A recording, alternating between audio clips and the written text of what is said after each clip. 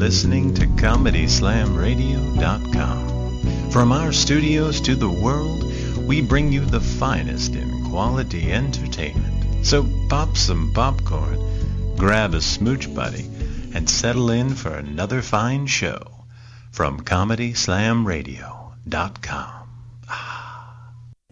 Hi, I'm Chris Wheeler, voice of the Philadelphia Phillies baseball team, and you're listening to Double Special on ComedySlamRadio.com.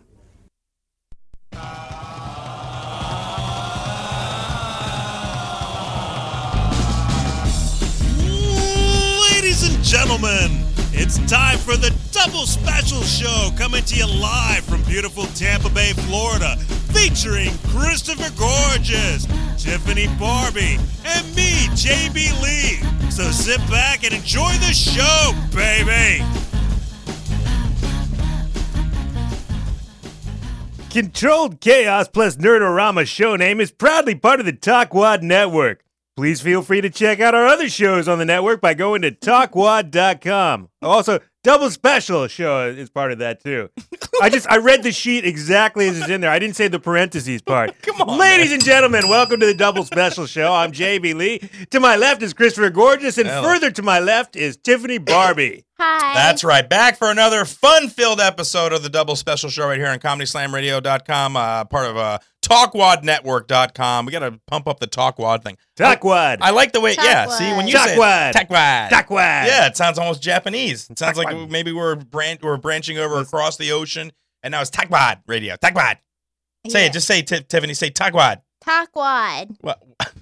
Okay, all right. All right, great show lineup for you tonight. It's just us in the studio. As you know, either a week or a week and a half, Marty Hoffman will be joining us for our Christmas show. We should plan something special for that show. Really? Yeah, he's going to be in the studio. Are you sure we're going to be open? No, it's the week before that. It's going to be the week before that. Yeah. Which week? So, no, the week after next, I believe. Oh, okay. Yeah, I'm not going to get into specifics right now. We'll get into that, but that's going to be a good show. Marty will be in the studio tonight, though. It's just us. Lots to talk about. Tiffany was just recently on Sirius Radio. We're going to talk about that because we're a little suspicious of the whole thing. Yeah, I know. We're all like, what? Yeah. We're going to talk about Christmas time is coming up, so we're going to talk about Christmas stuff. As always, if you want to give us a call, 727-493-2055. You can call us. Give us about a half an hour to get our heads straight and get rolling here, and then we'll love to take your calls. I think Brad McLean from Australia is going to call in, our Australian comedy correspondent. But right now, I guess it's time to do the whole, yeah, there it is. Check in. All right, wait. Yeah. Oh, damn it. Scientists warn of a sperm count crisis. They warn of a sperm count crisis? Biggest ever study confirms drastic decline in male reproductive health. Oh, decline. I thought it was like an explosion. No. Of sperm. Well, I don't mean to say it like that, but I'm just saying an explosion of the count of sperm. Sperm levels have been going down. That sucks. Yeah. But how do they come to that number? I mean, all men that are tested have low? Between 1989 and 2005, average sperm counts fell by a third in the study of 26,000 men. I think that's a good thing. Yeah, I like it. Why? Tiffany's like, that's good. I like that. Saves me money on wait, birth I want to find out control. why Tiffany Barbee likes it first before I say why I like it. Why do you like it? Well, if I had the sex, there would be less chance of getting pregnant. So you're saying that like you don't have sex, like you've given up altogether on sex. You said it like if I was still doing the sex, which I'm not doing. Well, I don't have a boyfriend. Okay, so you're currently out of the sexual market. So you'd think that the lower sperm count less likely. What about birth control? You don't. If I have a boyfriend, I take birth control. You do take birth control. All right, so you do support that. Okay. I think it's good just in theory of world population. It's got to, you know what I mean? You bring the numbers down a little bit. The chances of, like she said, conceiving a little bit lower now. Yeah, there's too many people on this planet. You think it's like a natural thing? There's too many people in this building right now. There's too many people running around there. We got Chicken Wing over there doing his thing, and there's a whole other group of people there. I don't even know if his name's Chicken Wing. I think he said that. I don't know if he actually said that. I could have totally wrong, and maybe like he laughs, but in his mind he's like, I'm gonna stab that guy. Like, You're he calls still me Chicken obsessed Wing with one that more one. We had one person of color in the studio one time, and you're just obsessed with it. All right. He invaded my white space. It has nothing to do with the color of his skin. French it has everything to do with Birds. the fact that I'm calling him a name that I could be getting wrong every single time. Listen, Jordan, if somebody came up to you and every time they saw you and they said, "Hey, Jackie," I mean, would you tell him right off my name's Jordan, or would you let him do it a couple times? And then would it start to like really annoy you? How many times have you gone up to him and said Chicken Wing? Every time I see him, I call him Chicken Wing. And what does he do? He laughs and goes, and he doesn't really say. I don't know. I don't know what I expect him to say. So you're upset that he doesn't respond to it in a certain manner? I'm afraid that maybe I'm getting it wrong. So why don't you ask him? Oh, just ring the bell again. Is he the guy that came in here that one day? Yeah, exactly. Oh. Did he say his name was Chicken Wing? I thought he said his name was Chicken Wing. I don't remember. I don't know. Oh, maybe he's not listening. See, he doesn't care. What does it have to do with sperm count? Nothing at all. Why'd you even bring it up? I don't know why I went that way. Why? Just continue with. Do you have another story? The study was conducted on Frenchmen. Are you afraid that your sperm count has gone low, and that's why you changed the subject? No, not at all. Hold on, we got a caller. Let's go ahead and take the call. Caller, welcome to Double Special. You're on the air. Who are we talking to? You have to check in, by the way. You have to You're not a correspondent right now. You're a check-in. Check in. Who are you talking with?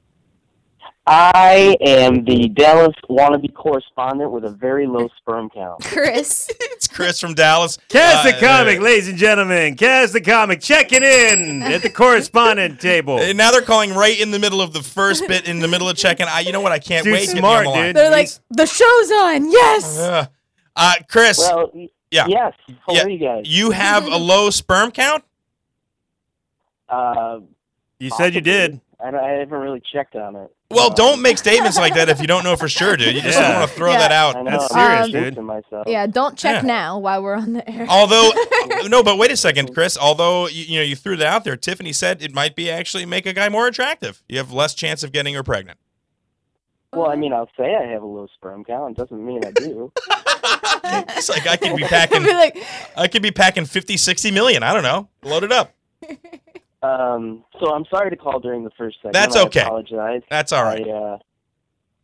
I got a busy night ahead of me with a lot of work, so I wanted to call in just in case I couldn't miss or make the rest of the show. No, so are you working? Are you doing what are you doing, Jordan? He looks like he's just about ready to bang the bell. Don't bang the bell. I'm getting ready. We're still in check-in mode. Just relax for a second. Let Chris talk. Listen, you're going to make people sensitive when you do crap. You're interrupting him. I'm not Remember, interrupting. Emily got upset because you rang the bell during her talk. Oh, my God. So, Chris, Jordan, you want to ring the bell, ring the bell. I'm cool. Yeah, there he goes. Check in. Ghostbusters 3 is a go as Bill Murray signs on. Is it really? Check in. That's exciting, Chris.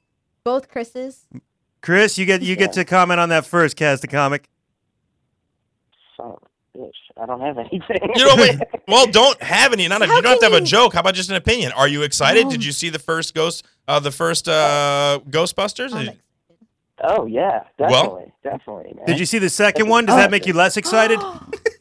The second one was good, but the first one just much better. The gatekeeper and everything. It was just so much better than the Uzi stuff. I like them both. Oh, I'm excited. You know why? I'm gonna wear my Ghostbusters costume to watch it. Oh my God, I'm going to wear it to the theater. Seriously, oh heck yeah, that's gonna be the most awesome thing that's ever happened. Yeah. No, I'm not gonna line up. So Chris, are you doing a show tonight? No, I have work to do. What's the work? Can you tell us what you do? He's an engineer. Yeah, I'm an electrical engineer. I design unmanned aircraft. Nice. I think you told me this before, but I won't remember. I remember. Yeah, no, Tiffany remembers. Tiffany, I have a bone to pick with you. Uh-oh. No, all right, what did I do this time? Check in. Wait, hold on, Chris. I'm going to do a check-in for this because we're still in check-in mode. Check in. Chris the Kaz comic has a bone to pick with Tiffany Barbee. Check in. Okay. I went through all this gruff because I didn't call in enough, so I couldn't be a correspondent, a senior correspondent, right? But as of last show, this conversation took place. Okay, I will. Let's put him up there. Do you want to be on it? Are you? All right. So you, and I quote, you said, I will put him on it. Yeah. As of today, week number 2, I am not on it at all. Well, first of all, wait, let me break in for a second. Pretty impressive, Chris. Yeah. Yeah. Not only did you have a bone to pick, but you had audio for that bone to pick. And that is damn impressive. Yeah, that. JB? I think he deserves a bell ring for that. That's pretty damn sweet. He also remembers things from like more than 3 days ago. I'm very impressed. So Tiffany, I don't smoke that much. Yeah, Tiffany, what say you? Okay, if you want him on there as a senior comedy correspondent, whoa. This meeting of Double Special has now been put in session. If you want to add Chris to the senior correspondent, say aye. All right, no, wait a second. Meeting adjourned. What is this, like some sort of a Senate, the Roman Senate? I know. What's going on? I don't know. Listen, I'm okay. Look, I'll put your picture on twice for all. I don't care. That's what you call in. I think he's a correspondent. What does senior get him? What is he going to get out of senior? Tiffany has gotten very protective of the senior correspondent. I think he's cool. Hold on. I like the title your wife came up with today on Twitter. Which was? She came up with the comedy ambassador of Dallas. All this is happening without my knowledge. Let me just say that right. Okay. You're going to have to wait for Texas to finally secede. The women are like taking over comedy course. Like seriously, Brad, they were looking at Brad's songs, deciding which of Brad's songs to play as we leave the show tonight. And be damned if I had anything to say about it. They were like, yeah, they picked the longest, most confusing song Brad's ever done. That song got him featured. I know. It's a crazy song. You know, I wasn't even mad. I just wanted a title. I didn't care if it was Dallas sanitation worker. You know, just it would be it would be Dallas comedy sanitation worker. First of all, you would right. If you're going to do sanitation, you should be funny while you're doing it. Otherwise, there's no reason for you to be on the show. Can we just call him Dallas comedy garbage man? Do we have to do sanitation? I like less syllables. But that's fine. Garbage man's good. Now listen, I'll say this to you and all the other people that call in. We love the fact that you guys call in and talk to us. It's getting chaotic and everything, having all the phone calls, but it makes us feel great. No, let's discuss all this. At the beginning, the idea was me and Chris came with an in-joke. Anybody who calls in will be called a comedy correspondent. But the only person who called in for the first 8 months of the show was Marty Hoffman. Right. Nobody. We had two listeners a week. Yeah. So and now we were getting more listeners because of Tiffany, but now Tiffany's getting very protective of the whole correspondent thing. Yeah. And we're not sure what to make of it. So she's got a spreadsheet going. She does lots of spreadsheets for basically everything, from what I can tell. She's an Excel wizard. I wish you were kidding, but you're totally not kidding. I'm not kidding. So she got a spreadsheet. We're going to put all your names on there. We're going to decide who. Obviously, there's got to be the top echelon. Marty has got to be in there. He's our core. He's been, like Jordan said, calling from the beginning. A big part of the show. Yeah, of course, Marty. And Chris, and we love that you call. And listen, I understand that people have lives. You got stuff you're doing. I'm going to put Chris on there. No. Please, it's fine. I'm okay. You see how sad he is now? God, I'm so confused. Do you want me to put you on there or not? Are you serious? Is it not obvious that he wants you to put you? You hear how high-pitched her voice is getting? It's hilarious. I get it. Because they make me insane, dude. They make me totally insane. I'm like a guy. You have to be straightforward and tell me what you want. You can't go around the bend with it. Like you did last week when you told her exactly what you wanted and she didn't follow through. Be like that. That's what she wants. Also, I'm like a guy where I don't listen. Yeah, be more like how's your sperm count? Yeah, right. Be more like you already were. Be more than that. All right. Wait a minute. No. Okay. So, ladies and gentlemen, I'm making a double special pronouncement. We will put Kaz the Comics picture on the page. There you go. But not as a senior comedy correspondent. Why? Why? What is he going to be? What Tiffany? Where do you have him ranked? He's going to be a senior comedy correspondent. Tiffany's okay with senior. Can we have two from Texas? I'm not cool with that, maybe. Hey, Chris, I did want to tell you, I talked to Marty. Yes. And we are going to try to work out one of my January shows where he's going to come up. If it works out for him. Well, did he seem like he wanted to, or is he kind of like, yeah, whatever? No. He seemed pretty excited, I think. I mean, I don't know him as well as you, so it's hard for me to read him. But, that's true. He seemed like he was cool with it, and he was interested. So. Again, it's like, what, a 2-hour drive? No, a lot more than that. What do you mean a lot more? Like 9? 4 hours? Like, double it, yeah. Like ooh, 4 damn. hours. You know you can pay him in magic cards if it comes down to it, right? I'm just throwing that out there. That's good to know. Good luck finding him. Will he take Pokemon? I doubt it. G.I. Joe's maybe. When they said magic cards, did you think of when you guys were talking about magic for 10 minutes? She thought we meant I thought you meant abracadabra magic. I didn't know you meant a video game or whatever. Oh please! You're about to go for a Ghostbusters movie in your Ghostbusters costume, and you don't know what magic cards are. I know, right? I know. How ironic is that, Chris? I'm sorry. No, listen. As we peel back the onion that is Tiffany Barbee, we are constantly astounded and with much admiration. It's not like we're like, oh my God, get this one away from me. It's just not all the time. What? No, but I mean, we're constantly amazed by the things that when we're talking about that later about the tree trimming thing. That blows my mind. Oh my gosh, that whole. We'll get into that. Okay. Yeah, we'll get into that. But no, she has no idea, and she just, she just called Magic a video game. It's a card game. There's no video game that people actually play cards. And there's been a series of video games. Oh, has there been a? Yeah. Okay, well that's Ask more. Marty about it. You're more of a dork than me because I didn't know that. I lived with Marty. Okay, all right, whatever, dude. You mock these people, yet you know everything about them, and you get invitations to their parties, and You have a cloak. Not anymore. You've got like a big cloak in your. I have a wolf pelt coming in the mail. As soon as Sarah says it. All right, Chris. Well, listen, if we don't talk to you, I don't know what the schedule. We got a weird schedule. We're off for a week or two. Okay. What are you doing for Christmas? You gonna have a good Christmas? Yeah. I'm going to California. Going to visit my family. Sweet. My dog and I have a 155-pound Saint Bernard. And, what? Yeah. And he's actually going to be flying in the plane with me. In the cabin. They're going to let you bring a Saint Bernard into the cabin? Well, not just that, but in first class. Oh, wow. First class really is the better. I was going to say, like, because St. Bernards are awesome for sneaking aboard drinks, but in first class, the drinks are free, so why? Yeah, I actually made a joke on my Facebook a couple days ago, and I was talking about how, like, my dog thought it was funny that he chewed up my remote control, like, totally obliterated my remote control. So I'm going to tell TSA he's a drug mule and see what happens. Nice. See if he likes that. Yeah, that flight ought to work out real well for you. Mm-hmm. Not me, probably him. Yeah, probably. I don't know. I mean, they're not gonna. I think that you're going to be an accessory immediately. They'll be like, "Well, the dog is, not making the decisions in this relationship." Oh, that's when I run away. That's when I run. Okay, all right. My butt. All right, gazelle comedian. What the hell? He's gonna. Wow.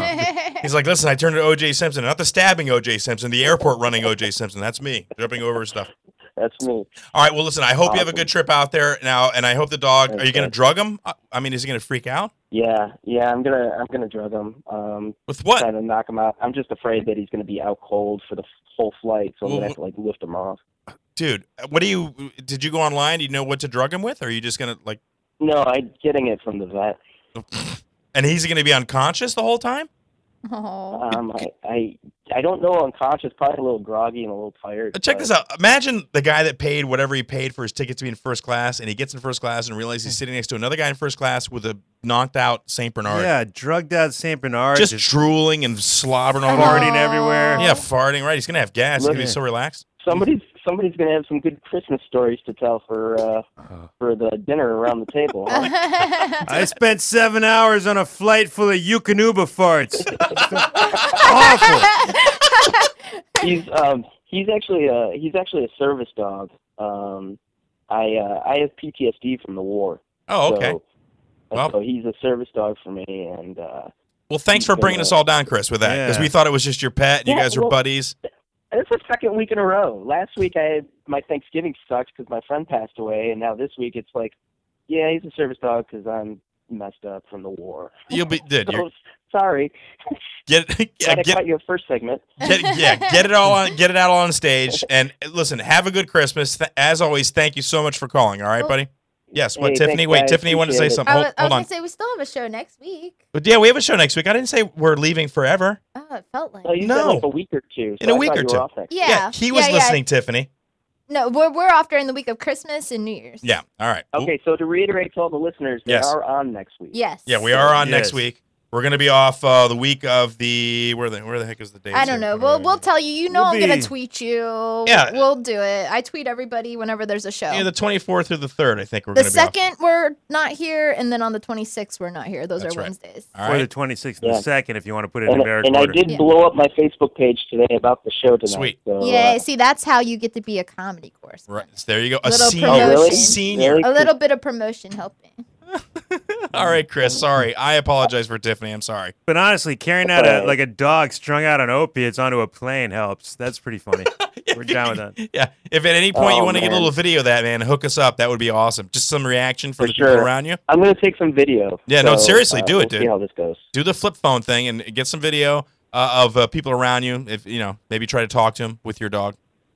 Yeah, I will. Perfect. All right, there you go. All right, buddy. Thanks for calling. Guys. We'll talk to you later, okay? All right, happy holidays. Kaz the Comic, ladies and gentlemen. See him soon on our website. Listed as a comedy correspondent with a picture. Courtesy of Tiffany Barbee. Oh, my goodness. Wow. Yeah, no, Christmas. I felt like the story was going good, and then he's like, oh, and it's a service dog. And it never once crossed my mind that might be a service dog. I just, because I don't know. I know. Everyone I know with the service dog just has a fake service dog. Yeah, no, he doesn't sound blind. I don't know. He didn't. Yeah. All right, I think we got a caller coming in. Let's roll it out.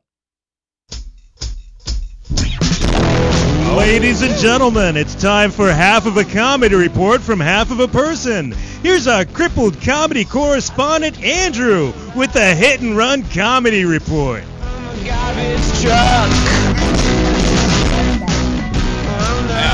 Andrew Hall, ladies and gentlemen. And just to get this out of the way right now, is it okay if we put your picture up on the website?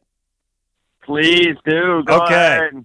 How we doing, ladies and gents? What's up, Mr. Andrew Hall? How are you, sir? Hi, Tiffany. How are you? Good. How are you? Finally, we've missed you. It's been forever. I missed you. All of you. For those of you just that are been listening to the show but have not heard Andrew, one of our dear friends, local celebrity here in the Tampa Bay area, been on we are on the Montel show a couple of times, pulled a couple of stunts for us. Love you, buddy. How's your holiday season been going? Okay. Love you too as well. Just been working hard, bro. Staying in shape. You know, I was at this club and this girl was like, you're looking pretty swole. And I'm like, yeah, I run 10 miles a week. but is that great, the speed? bro? Hey, well, we have a question for you. Pink's coming to town in February. I'm going to hang out with her and her drummer. Now, hold on. Wait a second. Back up. You're going backstage for Pink? Yeah. Dude, man, here's the thing. I want to go to that show, but I don't really care for Pink. Do you know why I want to go to see the show? What's that? The Hives, dude. The Hives are opening for Pink. One of my most favorite punk Swedish bands, The Hives. They're opening for Pink. The only thing that's available for under friggin' $50 or $100 is way up in the back. And have you ever heard of The Hives? Yeah. Didn't they sing that one song? Woo! When I hear heavy metal, woo! No. That's Blur 88, I think is the name of that bit, whatever the hell. No, they do. Hate to say I told you so was their big hit here in the States. Yeah. Okay. Yeah, much better songs, but they're opening for Pink. I want to get to that show, but I don't want to pay $200. Hook a brother up, man, is what I'm saying. This is I got you. Well, I still got to score out tickets myself. Oh, for God's sakes! I thought you already talked to Pink and everything. You're a mover and a shaker. No, I know her through her drummer though. That's the thing. I have a doorway to her. I don't have a direct access to her. When you get to the show, if you get to the show, just see if you can find the Hives when you're there. Go up to the lead singer, tell him there's a guy in Clearwater that you really dig. They should go over and play like a little garage set at my house. Yeah, cool. Gotcha. Tell him I got liquor there and some, half semi-attractive girls will dredge up from the neighborhood. Well, you got liquor for me too? Yeah, of course, dude. Listen, if you get the Hives to come to my house, I will let you drink liquor while you're sitting on my back. Do you want me to go? Tiffany? Yeah. Tiffany, you're more than semi. You're definitely attractive. You can go too. No, I meant, look, I'm not gonna pimp out my wife and our co-host here. Yeah, no, of course not. I'll get other chicks from around the hood. The hood rat girls, the girls that want to party. Yeah, no, not. I haven't even met your wife yet. I wasn't thinking I was gonna score. Andrew got nervous. Wow. I've never heard Andrew flapped up like he's like. It's all right. Yeah. I was nervous. No, it's okay. Listen, I hope you get to the show, and I hate you because you're going to be backstage at the show that I want to be at, but I'm too cheap to pay for. That's really what I'm getting at. I can't pay the amount of money, dude. $110 for Pink. I don't understand that. I don't understand that at all. Oh, on the record to all the artists that went to the comedy contest. Yes. I applaud everybody for writing an act and performing it. But really, if you lose to a little girl, don't be outside in front of the stage place. Oh, bring a beer to write jokes for. And if you're gonna lose their pride. That's retarded to stare and complain. And so it's whatever. And even say if they want, that's just how I feel. I think it's just retarded to be out front like a wuss. Oh, who friends write the jokes for? Well, hey, everybody's got to be a winner. And then unfortunately, that little girl was first. Yeah. No. Yeah. Hold on, I'm posting that on Tampa Bay Comedy right now. You're posting on Tampa via Andrew Hall. No, listen, I agree. Were you there that night, or were you not there that night? Yeah, I was there. I was hoping you'd be there. You didn't go. Tiffany didn't go. JB Lee didn't go. I couldn't go. I couldn't go. I was killing Napoleons or something. But I just, I kind of roll with it and go with what I hear. But I wasn't going to commit myself emotionally based on what I heard because I wasn't there. But no, you're right though. I mean, if you're going to lose, fine, whatever. But it went beyond. I don't think it was about the losing, Andrew. It was about the fact that girl was there. Period. And I think that Nolan Ray brought her there in a cart. It was a small cart. It was attached to the back of like a carnival wagon that had music playing. I think it was a Calliope wagon. Wasn't it a Calliope wagon he had? Won't she be at Snappers this Friday? Yeah, she's going to be. Yeah, let's announce that here because it's already agreed upon. The parents have decided. The girl practiced tonight. There you go. So if you want to see Nicole Lauren will be at Snappers Comedy Club in Palm Harbor performing at when's the show? 8:30? 8:30 Friday night Snappers in Palm Harbor. She will be guest spotting. Yeah, come check out for yourself. This time she's at a comedy club. This is not a restaurant, so it is a restaurant. Well, yeah, but it's an official comedy club. I mean, it's a restaurant, but it is an official comedy club. So this should totally blow the heads off of some people in the community. They'll be like, "Oh my God!" I can't help it. Has that been on Tampa Bay Comedy yet? I'll post that right now. No, I don't want Bob to get hassled, but I see her straight up just going pro, and her making a living off of it. Even making a living. She's 7 years old. She's not going to make a living off of it right now. She's just doing it because she loves it. I mean, she likes doing it. So I support. Not now. I'm saying long in the future, not now, obviously. I mean, she barely knows the ABCs all the way through. But at 7? She's young, man. Yeah, she's at 7. No, I haven't got the alphabet down yet. No, my son's got the alphabet down, for God's sakes. He's 4. When did you get the alphabet down? Let's see here. Seriously, I didn't figure out how to tie till I was 14. No, I couldn't because of cerebral palsy, and I used to always ask you. I used to be like, "Hey, can you tie my shoes?" Especially girls.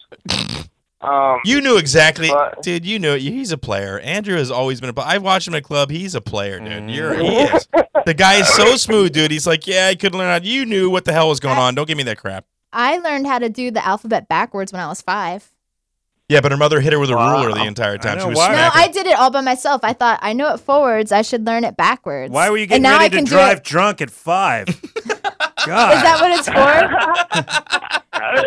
I must have known. I can do it really fast. You want to hear? No, hold on. Wait. I'm gonna let Andrew go. Andrew, I'm going to be at Kicking Wing on the 21st for the End of the World show. Are you going to be there for that, or are you doing something? Yes, I will be there. Okay, so we're going to hang out. All right, we're going to hang out, and maybe we'll shoot a little video of you. Are you going to be performing that night? I mentioned something about being on the bill for the comedy contest, but no one didn't make it.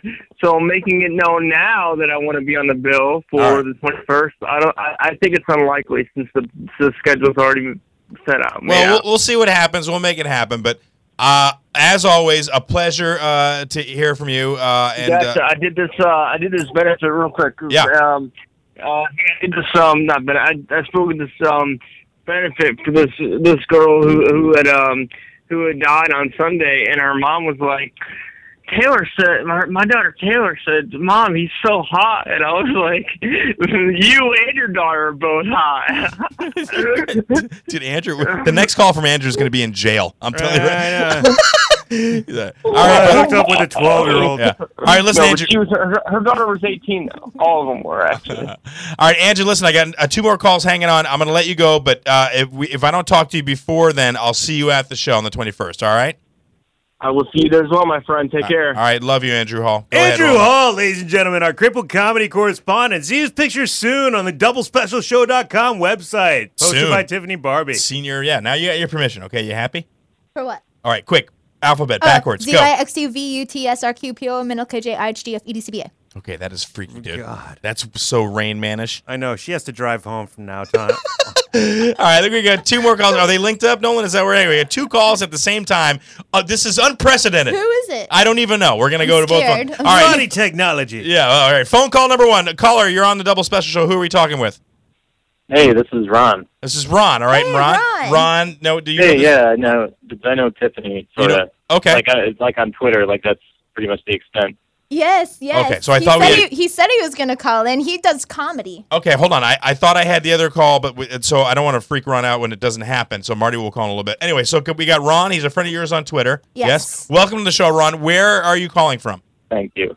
I'm calling from Texas. Another Texas person. They're all in Texas. Now, God's favorite state, I'm told. Now, where in Texas are you at? Because we got a college station. I'm in Denton, Texas. It's in the DFW area. In the what is that? Oh, okay, I got you. So it's where is that in relation to College Station in Dallas? Because we have two correspondents. Yes, where's the Dallas-Fort Worth area in relation to Dallas? Is he in Dallas-Fort Worth? Okay. Dallas is actually directly in the Dallas-Fort Worth area. Perfect. Amazing. Yeah, lots Dallas of people actually makes up 50% of the Dallas-Fort Worth area. I misunderstood him. Nothing but George. Shocking facts here on the Double Shut Special the Show, hell ladies up. and gentlemen. What? All right, so you do comedy, Ron. How long have you been doing comedy? Like 5.5 years. 5.5 years. All in Texas? Have you been out of the state? No, I've only been in Texas for 2 months. I'm originally from Michigan. Oh, Michigan. The Free States. As I call it now. Okay. Do you know Emily? Emily? They don't like that when I say that in Texas. So. Well, they don't like anything that anybody else from not Texas says in Texas. That's true. Yeah, ask Marty. I don't know how Marty's still alive. I'm a carpetbagger. Are you a carpetbagger? I'm going to love it. He's an older guy because nobody says carpetbagger. Do you have a real carpet bag? I've always wanted one. I don't even know what a carpet bag is. It's a bag made out of carpet. It's pretty simple. Yeah. I don't know what it is. Don't worry, Ryan. No, he just told you. Nose, don't you think? Jordan just told you. It is literally a bag made out of carpet. Go ahead. Give him the historical backdrop, please, of the carpet. Hold on. Jordan will tell you. Okay, so in the 1800s, people made bags out of carpets. The end. Wow, that's real boring. Literally anything else? That's why I didn't say it. Chris brought it up. It's Listen, his horrible fault. He's not a very good comedy correspondent. We're about to fire him. Ronnie, you looking for a job? We need a new host for the Double Special Show. Ron, now you've been doing comedy for about 5 years, and how do you like it? Is it working for you? Is it tough? It's going okay. I've actually made a grand total of $4 the whole time. In all of 5 years, $4. That's literally less than a 7-year-old comic makes for one rehearsal in front of her parents. We have scientific proof of that. How did somebody? Why did you get only $4? Was that who would pay you $4? That's kind of insulting. It was like 10% of the door, but I had to split it with a bunch of other people. Oh my god, dude! We got like $4. Where was that at? The Waffle House? Where did you do that? Yeah, it was at the Waffle House. Well, that's listen. No, I'm lying. Okay. Don't lie about So Waffle House. I want to know where was it at? Bowling alley? Was it a restaurant? It was just like this bar across the street. Yeah. It was a really sucky venue, man. But yeah. Listen, you walked away. I just kind of I just wanted the time. You know what I mean? Yeah. No, listen, I've been doing comedy for a long time, and yes, you do a lot of free to no free. If you can get a bar tab, really, that's for a lot of comics, that's enough. Yeah, it's like beer tickets. Right, yeah. Paid in beer tickets. Or hugs. Really, if you're in it for anything but the art, you're a fool. A fool and a fraud and a charlatan. And a carpetbagger. And a fool, but not the funny kind of fool. Yeah, not the That'd dancing. be a comedian. Yeah, that's right. I told Ron his sense of humor would fit in with you guys. Now, why do you say that? You've been tweeting with Ron. What does he say? Yeah, well, I tweeted with him a little bit. He made a I don't know. He made a comment about my cleavage, and it was funny. I don't make comments about your cleavage. I know you don't. Let's be honest. That's why I followed you back. You know what I mean? Dude, listen. Are you interested in her floppy? No, you haven't even explained what a floppy is. Haven't got into the floppy, but listen. I can get into that, but I want to do it while I'm not talking to somebody on the phone. You can listen in, and then you can tweet us about it later, because I'm sure we'll get lots of tweets. But I don't do the Twitter thing. You do the Twitter thing. But I've never said anything about your cleavage. So why would you think that would be? I just thought his humor. Not that Ron isn't a nice guy. I'm just saying his humor was funny. Wait, what did he say about your cleavage? Because that will decide whether he fits in. Okay, perfect. You tell him. I can't remember. I just felt like it was a very. Ron will remember. It was a very Jordan thing to say. All right, what hang was on. it? Okay, hang on. What was it, Ron? What did you say about her cleavage?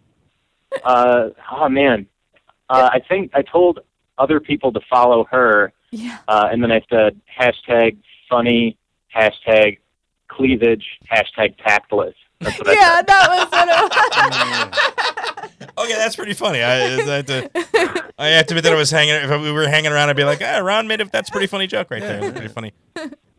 I'd still ask what the hell the hashtags are about. My God. You don't know what hashtags are. I do, but I don't understand it. It's like, explain to me what the Obama bill is. The Affordable Health Care. You can explain it, but it doesn't make sense. I just, The Electoral College. You can explain it. Doesn't make sense. Do you guys want to hear some jokes before I bolt? All right, go ahead. Hit us with a couple of your things. Okay, this is just some new stuff I've been grinding out. Okay, don't throw any F-bombs out there. Keep it clean. Let's pretend. You got it. Let's pretend I'm a really crappy club owner. My dad died 2 weeks ago. Sorry. Well, Jordan got excited. Okay, go ahead. Sorry. Yeah. Well, he had cancer. Mm-hmm. So thank God he drowned. Right. Wow. Yeah, thank God for that.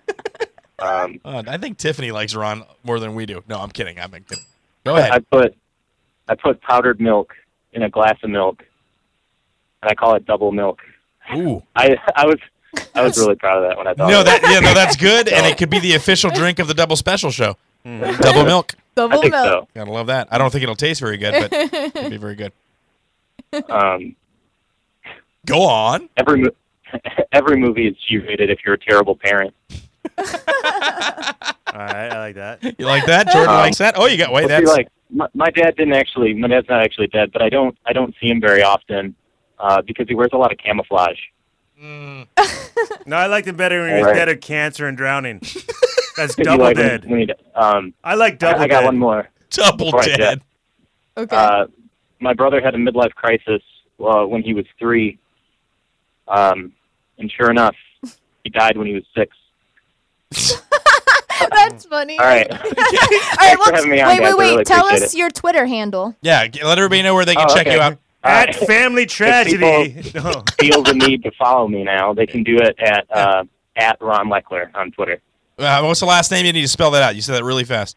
It's Leckler, Lecchler. There you go. All right. Hey, Ron, thanks for listening to the show. Thanks for calling in. Thanks a lot, guys. I appreciate it. Yeah, don't be a stranger. Call back. Yes. Will not. Okay, perfect. There you go. Roll them out. Ron Leckler, ladies and gentlemen, our new Dallas-Fort Worth, Texas comedy correspondent. Official. Look for his picture on the webpage. No! Coming soon. Stop. Oh, you know what's Ron, send a picture in, please, with permission. For the love of God, send a picture. Yes, Tiffany? Some people just tweeted that the reason they're watching is because of my cleavage. Well, I don't even have any cleavage. Well, I was going to say that. We need Crystal to put her cleavage here. Crystal's got good cleavage. We need your cleavage. No. I don't want to do that to my wife. What the hell? But yeah, look, when you came on the show with us, part of it was because you were excited about our show. You liked our show. The other part is you're a hot chick, and so you guys liked watching hot girls. Dude, you remember that yellow shirt? No. Yeah, he loved my yellow shirt. What yellow shirt? I don't remember the one with the cleavage. I'm trying. Listen.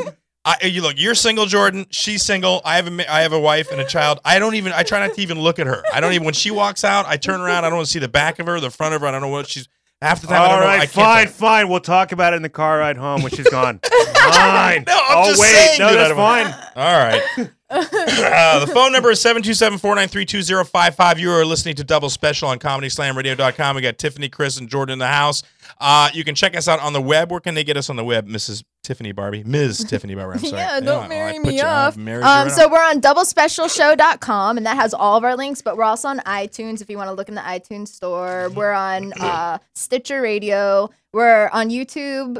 After the / you put Double Special Comedy. What else? This is so hard. At Double Special. We have so many things on Twitter. Yep. And then Facebook, we're / Double Special Comedy. Yep. And if you go on our website, you can order T-shirts and all manners of swag. Yeah, you can check that out on our regular doublespecialshow.com page. And if you go to our Facebook site, I posted a link to my favorite musician, Blackie, all caps with spaces, and you can go check him out in his new album, Jen. What is it, Gem or Jen? Jen. Jen, about a girl? No, just Gen, like generation. Oh, Jen, okay. I don't get the Blackie all caps with spaces. I don't get. I like hip hop. You know that this. music was horrible. Yeah, Tiffany. Now we talked about this earlier. I got Marty on the phone. I'm gonna let him hold for just a second. Just to get you've been listening to the music I listen to. I like your music because it's my music. Really. Well, kind of. I mean, more rockabilly. I don't know if you're into rockabilly, but yeah, you like it. It's all good. And then Jordan's been playing his wub dubstep crap. It's like robot music, and I don't like it because I'm not a robot. That's perfect. Let's go ahead and take the phone call right there. We got Marty on the phone. Do we have Marty's intro? Are we even doing that? Yeah, there we go. What do you think of being chief? Working your way up to chief. Wait, why do I have to work my way up to anything? I was the first one.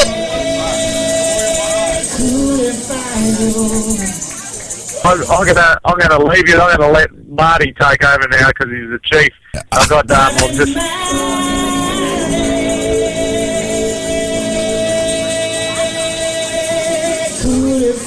Ladies and gentlemen, Marty Hoffman, our senior double chief comedy correspondent for Texas.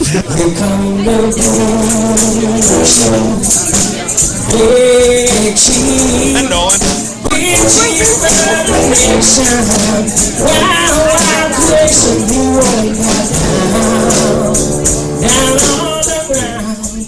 Marty, you're fired. Marty, you've overstepped your authority this time, Hoffman. Explain yourself immediately. I hope that doesn't ruin our copyright thing. Probably not. Marty Hoffman, how are you, sir? Oh, I am doing well. That's the kind of intro I deserve. Oh, just what I needed. Oh my! Here comes the big chief. What is that? That's me, the big chief. That's what I want to be called from now on. The big chief comedy correspondent in Texas. Oh man, I pissed off Chris Kazmarsky. I forgot he's Dallas. All right, Ron, you're gonna have to be Fort Worth only. Sorry. Yeah. Sorry. So you got all cocky trying to catch Marty, me in you still just get College Station. Aww. Marty, did you get together with Nolan prior to the show and put that together? That was pretty sweet. I liked it. Yes, I came up with it and I gave him the seconds necessary so he could put it all together for me. Look at Marty. See that is what makes you. I don't even know what level. I guess chief correspondent. Chief. Yeah, I guess he's big chief. That's a big chief move right there. That's the second intro he's put together for himself. That's what I'm saying. It's either a big chief move or a really obsessive, compulsive, like narcissistic. No, it's like not having a job all day, so just plenty of time to kill. Well, he delivers pizzas and whatnot. Yes. Are you still doing that? Yeah, still doing that. Yeah. Right, all right, good. No, listen. I think that he deserves the chief correspondent. Yeah, he's right, been Tiffany? here like he's grandfathered in. Isn't No, he? but just based on that alone, he got the times, put it down. Let's do it. Got it. Called, had it put together. That was. I didn't even know. I didn't know anything about. Again, done behind my back. I want you to remember how excited you are about this intro. Like the fourth time we hear it. By the fourth time, I'll probably have a new intro, depending on what's happened. That's the big chief talking right there. Can you make Brad an intro? Probably could. That's how you become chief. I'm motivated about it because it's not me, and I'm super self-absorbed. But he answered, ladies and gentlemen, if you wish to be a comedy correspondent and have your own intro, contact Marty Hoffman. Find his Facebook link on our website, doublespecialshow.com. He'll be happy to help you. When you asked him that question about Brad, he answered like a guy that wants to sleep with you, and then you say, "Hey, can you hook me up with your friend?" Yeah. You know what I mean? He's like, yeah, I guess I could." Marty, how are you, sir? I am doing well, and I was going to do something special, but then I heard some news that kind of made me sad. You're not going to be on the 2nd of January? Yeah. The 2nd, it's not going to happen. That's the show that I would have been there for. That's what I thought. I thought you were going to be here the weekend before. Crap. Well, yeah, I guess. We could broadcast it like on our own. Yeah, we can. From your house. I know Did how we to figure it out? Yeah, I know how to do Ustream. I mean, it's not going to be as like awesomely like if you produced. can do Ustream, you can just do it here. Yeah, but I don't want to make you come in if you're not here. She can do it. I'll just do it in here. I'd rather not touch so your Tiffany stuff. could come in and do. We got Tiffany's the keys. more than ready. You got the keys. I'll give you the keys. All right. So Nolan says that we can come in on the 2nd. I think that maybe we should. Tiffany, how do you feel about that? Tiffany's okay with that. Ladies and gentlemen, the annual double special ball will be held January 2nd, 2013. It seemed like Tiffany was about as excited as I was about doing an intro for Brad. I'm sorry. No. I will totally do it. I'm just like, whenever I type on this tablet thing, I'm trying to be social. She's doing like an interactive in the middle of the show thing. It's really taking her away from it. She doesn't tweet like you. Tweet like every after a segment. I just then you only tweet. tweeted during Andrew on the phone and Marty on the phone. Wow. All right, dude. I'm joking. All right, so listen. we'll set it up, and if Tiffany can come in and do it, then I'm willing to come in and do it if she can set it up and we can roll it out. All right? Can we do it from your house? I don't have to drive that far. No, dude. What do you mean? We'll just drive right here. Oh, whatever. You never drive. I always drive. You drive to my house. And I won't be at work. So you're coming in farther away. All right, well, let me get the particulars here. You're coming in on what day here to Tampa? Tampa should be, let's see, we're going to her house the 25th. So we'll be there for a few days, probably the 28th or 29th, I'm going to assume. Okay, so in between Christmas and New Year's. And then you're going to be here through, what, the 3rd? We will, I think, through the 3rd, but we may, depending on when her convention starts, may be already in a hotel by that time. So all right. You might not have to deal with this for very long. Well, no, I'm just saying here in town. I mean, when you do the hotel, she's going to be... we'll be in town until probably the 6th or 7th. Okay, perfect. All right, cool. So, all right, so we'll get it set up. And Jordan, you're okay with coming on the 2nd? I mean, I know you're working New Year's. Yeah. All right, wow. What? Because before they were complaining that we might be closed. Now they're like, oh, Marty wants to come in and do it now. I'll do it.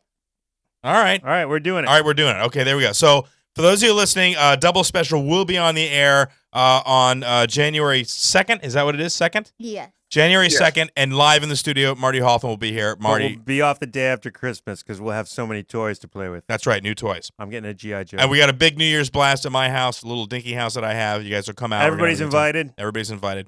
Anybody who's listening, come on out. Come on, Michael. I'll send you directions. Just check me out on Facebook. All right. So I was going to talk about this earlier, later, Marty, but I got you on the phone. Christmas time is coming. I know you're going to be traveling. What normally do you do in your family? You got like a tradition that you do at Christmas that you do every year, sort of like a thing that you do? Not really. I mean, typically we go to my mom's and like the day after Christmas, we help her take down her Christmas decorations. So we normally spend it there, but we're going to actually spend Christmas Day with Sharice's family this year, so all those kids will be around, so that should be fun. Yeah, but I mean, there's no special tradition. But because I have a tradition where I make like these meat pies for Christmas morning, and it was a Christmas morning. Pies? Yeah, I'm French, and it's called. What is this? Like the 17th century? What meat pies? Really? Yeah, I'm French. It's called a French meat pie. It's really good. Yeah, my grandmother used to make them on Christmas morning. It's like a brunch item. You skip breakfast and you have it. No gruel for us today, younglings. No, today we get meat pie. It's Christmas. Well, Merry Yule, everyone. Meat pie. Listen, I'm sorry that the name doesn't pass your, socially acceptable meter. Marty only delivers tomato cheese pies. He doesn't brook your meaty pie. I know. What the hell, man? Listen, Jordan has had the meat pie. It's a pretty good damn pie, isn't it? Yeah, it was meaty. It's meaty. Yeah, it reminded me of my mom's cheeseburger pie. Oh, your mom makes a cheeseburger pie? Yeah, it's pretty good. Holy crap. Cheeseburger pie. That sounds awesome. So I make it. I made the mistake of pies. What's anyway, go ahead. Yeah, no, I make it every Christmas morning. Tiffany, do you have a tradition in your household that you did? Because you come from a pretty weird household. What, like cooking? No, just in general. Anything that you do every Christmas. It's like other than the normal tree trimming and. What should we get? We'll get into that in a minute. Well, her mom would whip her until she did Christmas carols for everyone. I sleep at my mom's house on Christmas Eve, so I can wake up to all my presents underneath the tree and all my stockings full of presents. Only child. I'm an only child. Yeah, I get like 3 stockings full of gifts. And this is why I don't have a child, because if you have a baby, you can't be the baby. And then I would have to share presents with my kids. It's creepy how you're almost sounding like a baby right now. It's freaking me out, dude. She gets that Christmas. weird lilt in her voice. She's like, and next day I go and sleep so I can wake up and get all my presents and all my presents. So that's what I do. I go to my mom's house. But then we heard her today, like earlier today, Marty, we heard her talking to one of her students, and she was like all business. None of that cutesy voice. It was like, will you please put the things in the bucket, Marston? No, his name's Marcelo. Yeah, that too. I was just, I wasn't using his real name. And he goes, yes, ma'am. And then he ran and did it. Look, up until 3 days ago, Marty. Now, let me ask Marty. I don't know if you got this part last week, but she didn't know what tree trimming was. You know what tree trimming is, right? When you decorate a tree. Right. She thought it literally meant, look, if anybody's talking in the realm of Christmas, you automatically assume it means decorating, but you thought it meant like actually cutting limbs off a tree. Yeah, you were trimming, like you trim hair. I thought it was trimming. But oh my gosh. So I was listening to Christmas music the other day, and I'm like, so many songs make more sense now. Now that I know what tree trimming is, like I was listening to all these Christmas carols suddenly make sense. That's just like the time I figured out that Lego My Ego didn't involve plastic blocks from Sweden. And so many things made so much sense. She's like, holy crap, that song made so much sense. The Santa Baby song, when she goes, like, come and trim my Christmas tree with some decorations bought at Tiffany's. Now trim her tree with the Tiffany stuff makes sense. How can that sentence not make sense to you the first time that you hear it? Come trim my tree with decorations. It pretty much spells out what trimming is. I know, but I didn't get it. I just thought they were cutting the tree. I don't understand that. With diamonds. I don't know. With decorations, yeah. We'll have to break some of these glass bulbs so we can get them sharp enough to trim off branches from this tree. I know, right? This tree is way too fluffy. You say it's interesting, like, finding out the things that she knows, like the different things, and that's true, but the things that she doesn't know. I know. Oh, so much more titillating. Listen, even my wife said the trimming the tree thing, really a shocker. Like she said to me the other night, she goes, I thought Tiffany was just playing up because guys like that sort of thing, and they respond to I don't know much. I thought she was playing it up, but she's really not. My wife had her own ephany. She's not playing it up. Dude, she doesn't know what trim the tree means, but she knows the best place to buy electric nipple clamps. Literally, she's just saying, well, I know a place on the way home we can stop. I don't like going there. Whenever I go with a guy, I always run in. I'm like, what? What? Are you really telling that story? Everything is fair game on this show, man. If you come to the meeting and we talk about it, if you're in the car and we talk about it, it's going to end up on the show at some point or another. So all I'm saying is be careful. That's why I don't share everything with you. I'm not stupid. Oh, we I'm still not haven't gotten to stupid. Floppy, by the way. Yeah, Floppy. We'll get to that. Oh, yeah, we still have to talk about It's been phone call after phone Marty, calls. what do you think a floppy is? Just, Yeah. we'll like throw that out there. Just we're teasing it a little. Yeah, floppy. The word floppy. Other than floppy, there's a disc. Well, we're using we're using it in a place of another word as a noun. Okay, and let's do this as a body part. Floppy. Yep. As a body part. Yes. You could have floppy boobs or a floppy belly, I guess. Yeah. Any other part of the body that could be floppy, abnormally floppy. I guess the groin area for a guy could be floppy. The entire groin area? Really? If the guy's fat enough, his back could be floppy. I don't know. You're right. Back boobs could be floppy. No, I agree. Marty saw Plastic Man naked once, and it freaked him out. All right, how about this? Floppy in the female, other than the breasts. Let's just tell him the story. No, I don't want to. You're not talking about labia, are you? Okay, so say it didn't take Marty long to. That's what the guys say. All right, here's how it came about. The other night we leave here. Every show we leave here and we go to the Freaky Tiki. We'll give them their heads up. Love the Freaky Tiki. Have a drink after the show. Talk about the show. Joke around a little bit, and then we get into weird discussions. So lately, though, like the past couple times we've been to the Freaky Tiki. One of Tiffany's old high school friends shows up. No, she was on my basketball team in middle school. Middle school. Pardon me, middle school. All right, so middle school. And she's kind of a butchy girl, nice girl. But I don't know. I get the vibe that maybe she likes Tiffany. Well, all right. So even though we don't know for sure, we even hint at it. Tiffany freaks out, dude. She doesn't want to be talked to by a lesbian. I don't like the vag. That's what she said. No, it's that's not her. Exactly what she said. Okay, what did she exactly say? Well, you guys said I don't like the floppy vagina. But why? Because you guys said, "Oh, we'll give it a try." You don't know. I said, "No, I don't like the floppy." She doesn't like it because it's all floppy. It's all floppy there. So that's our new word for vagina. Yeah. I just imagine it like flopping together, like in the winds.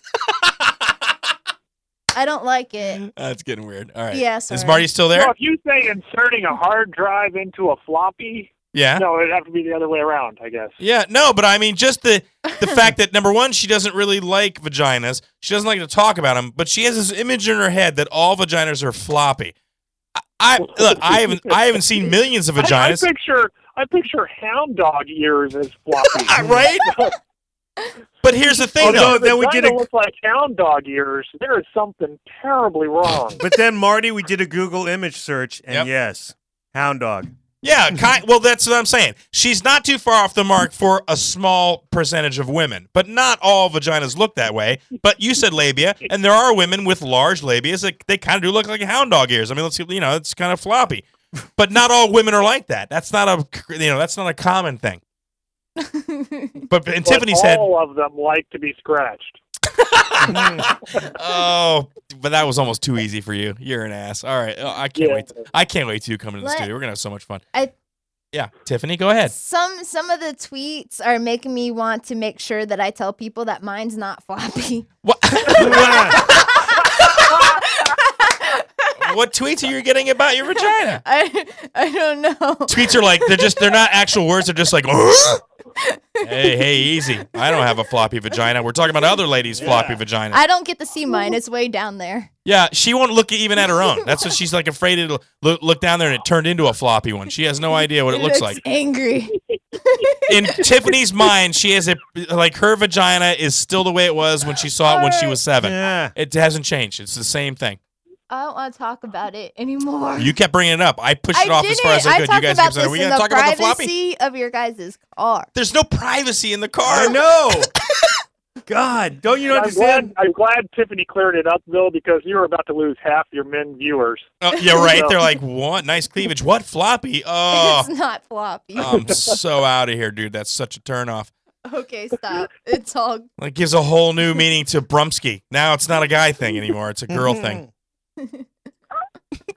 Oh, that's beautiful. All right. Marty's like, I don't care if it's floppy, if it's triangular. I don't give a crap if it's boxed out, if it's made of steel. I don't care. Oh, and for that kid we met tonight at Tiffany's class, don't listen anymore. Yeah. Stop listening 10 minutes ago. No. My one student, Michael, just texted me, and he's like, you guys just said my name. I was like, he did. I'm like, and then when we were talking about the floppy. Education, Michael. Enjoy that. Well, he's like 22 or something, but when we were talking about the floppy thing, I was like, oh, no. Oh, my God. All right, Marty. Well, listen, as always, are you going to do a show tonight? How's that going with you? You're still doing the shows down there? Yes, I haven't gotten a chance to do it in a while. I was actually going to do something special on the show tonight. Okay. On your show tonight. Well, what are you going to do? I was gonna read you something I had written. Okay. And I don't normally expose any kind of new material or anything because Jordan. Yeah. Because if you want to feel bad about something that you've created, just show it to Jordan. But, it's true. Oh, God. Or anything that you like or appreciate. Yes, exactly. Yeah, exactly. right. So I wrote something, and I wrote a poem, and I was going to read it to you. Okay, we'll do it. Let's do it. Quickly. All right. Okay. Yep. Here we go. It's called The Recorder. And for Tiffany, a recorder is a musical instrument, kind of like a flute, but it's made out of cheap plastic. Let him read it. Hold on. Okay, just check it. Yeah, just bear with him. All right. The Recorder. My wife bought my son a recorder. Did I mention my son's only 4? I said, my, what a lovely present. But I was thinking, you stupid whore. Whoa. Why would you buy him a recorder? What, are you some kind of nut? Do you think he's going to master this instrument? He can't even wipe his own butt. You see, here's how it goes with the recorder. At first you're like, great, you made a noise. But within 2 hours you start to lament. Why is this the only toy he never destroys? Or the sound that it makes is just horrid. No one can live under such pressure. It's like an eternal stream of high-pitched misery, like a never-ending talk with Fran Drescher. He plays all day, getting no better. But if I take it away, then he cries. So I end up giving it back to him as another shred of my sanity dies. I've complained to all my friends about it in desperate, pathetic phone calls. I say it must be like nails on a chalkboard. I say no, it's more like a nail hammered through your balls. For in truth, there is no greater torture. They should have used it to find Osama's hiding place. In fact, if SEAL Team 6 had just played the recorder, Osama would have shot himself in the face. I'm going away for 2 weeks now. It's a shame my wife, she can't come. But she has to stay and watch my son and his new present. A shiny, brand new snare drum. Nice. Oh, that's a nice little All right, poem. well, Marty, I usually enjoy poems filled with misogyny and scatological humor. However, you need to work on your rhythm and your pacing because it did not scan, my friend. Okay. Oh, okay. Here's what I wanted to do. Quickly. I know Jordan tears things apart. All right. I wanted to issue a challenge. Okay. A double special challenge. All right. To you guys. Okay. To write a poem, because it took me less than a week to write that. Oh. In fact, most of it was written in a day. So I'd like to give you a week to write your own funny poem. Okay. Here's now how I see it going. Okay. Right away, let me tell you. Chris will not do it, but he will have a good excuse. Jordan's poem will be much funnier than mine and will not have either any kind of rhyme scheme or the most complex rhyme scheme you've ever heard of. And it will be amazingly funny, but you won't get any of the references unless you have a master's degree in literature. All right. So if I win, do I get $1? If I win this contest, will you give me $1? Oh, yes. Marty, you suck. Give me $1. Marty Hoffman, ladies and gentlemen. Marty Hoffman, thanks for calling in, bro. Wait. But Tiffany's is the best, though. Okay. Because Tiffany will want to get in touch with her poet side. So she will go to a publishing house where they specialize in poetry. And somehow she will end up getting a job there. I probably will. Just for a week. Until I'm bored. Yeah, until she gets what she needs out of the job. That's right. That's the way I roll. All right. Okay, we'll accept your challenge. Next week, we'll have a poem ready. I promise you. Okay. All right? Me too? Yeah, all three of us. You each need your own poem. I will write a poem. All right. All right. Bye. All right, Marty. Bye. We'll miss you. Ladies and gentlemen, that's been our College Station, Texas comedy correspondent, Marty Hoffman, bringing you the double special poetry challenge. There you go. Tune in next week for poems. Yeah. All right, Marty. Talk to you later, buddy. Bye. I love you, Marty. Now we have... Yeah, now we have Brad. Now, do I do it or does Nolan do it? I have no idea. I don't know. Nolan, we're ready. All right, yeah. Is Brad there? Can we put Brad on? All right, hold on. I have no idea because I have to pull this down. Go ahead and give out where people can check us out on the web while I try to figure this out, dude. Ladies and gentlemen, if you're interested in checking out the Double Special Show, go to doublespecialshow.com. There will be links to our Twitter, Facebook, and all other types of websites that we are involved in socially. It's all just social, though. I'm clicking all these. I have no idea. Audacity. Oh, there he is. Okay, yeah. Go Ladies and gentlemen, our Down Under comedy correspondent, check it in, Brad McLean. Everybody, give it up. There you go, Brad. Hello. Welcome to the show, Mr. Brad. How are you, sir? Very good. I was here. I heard all that. I heard all Marty. I was just listening and playing when you was listening to your press buttons and stuff. It was fun. Yeah. Did you get a poem? Can you write my poem for me? That's all right. Listen, that's not fair because number one, he's Australian, so it doesn't matter what the poem's about; it's going to sound good. And he does that. That's what he does. He I know exactly. That's why I want him to do my homework. No, but that's the point, though. No, you need to do your own homework assignment. No, I don't want to. All right, whatever. I will. Fine. All right, Brad. How are things going down under? Everything going good for you? Really good. It's pretty hot down here at the moment, but we're all getting ready for Christmas, and we put the Christmas tree up and all that the other day, so it's all going swimmingly. Any differences in an Australian Christmas tree versus an American Christmas tree, or a Christmas tree anywhere else? He's like a gumbo they're pretty much plastic. So you're not doing the live tree at all. You're like, nah, too much trouble. Yeah, I used to cut trees down for a living, and so I've done too much. But it's plastic all the way now at our place. What the hell does Brad not do? He sells fish. He chops down trees. He writes songs. What the hell is he doing? He has a lot of jobs like me. No, but you don't have real jobs. I think he actually is out there he gets money and people, hey, I need the tree chopped. Brad's like, you know what? I got a tool for that. I can do that. An hour later, listen, my truck's stuck. My truck's stuck in the river. Listen, I got a winch. I'll go get it. I'll pull your truck out. What? I mean, how many jobs do you have, bro? We've got sawdust all over the fish today. It's terrible. I thought that's how you guys packed it. I had no idea. Now, Brad, we've been listening to your song. Tiffany had us listen to a song. What was the name of that song that you listened to? I don't even know what it's a hard name. It's like Ting Wang. How do you say it? Something Wong. Something Wong. Yeah. Something Wong. He's the artist. That's a crazy song, dude. Our mouths were dropped open. I of course, loved it. No, of course. Tiffany and my wife loved it. Yeah, and I was like, I don't know what the. And then Jordan made a wince because you actually did like an Asian voice, and he doesn't like when anybody does that if they're not Asian. Jordan hates when anyone does any accents. When I try to do an accent, he's like, "Why? That's awful." Like he's so weird about it. But no, but if you did an Australian accent, he wouldn't be offended. If you did an Asian accent, well, then you've stepped across the line, my friend. Asians with him. No, I just. Is it because your last name's Lee? Yes, probably.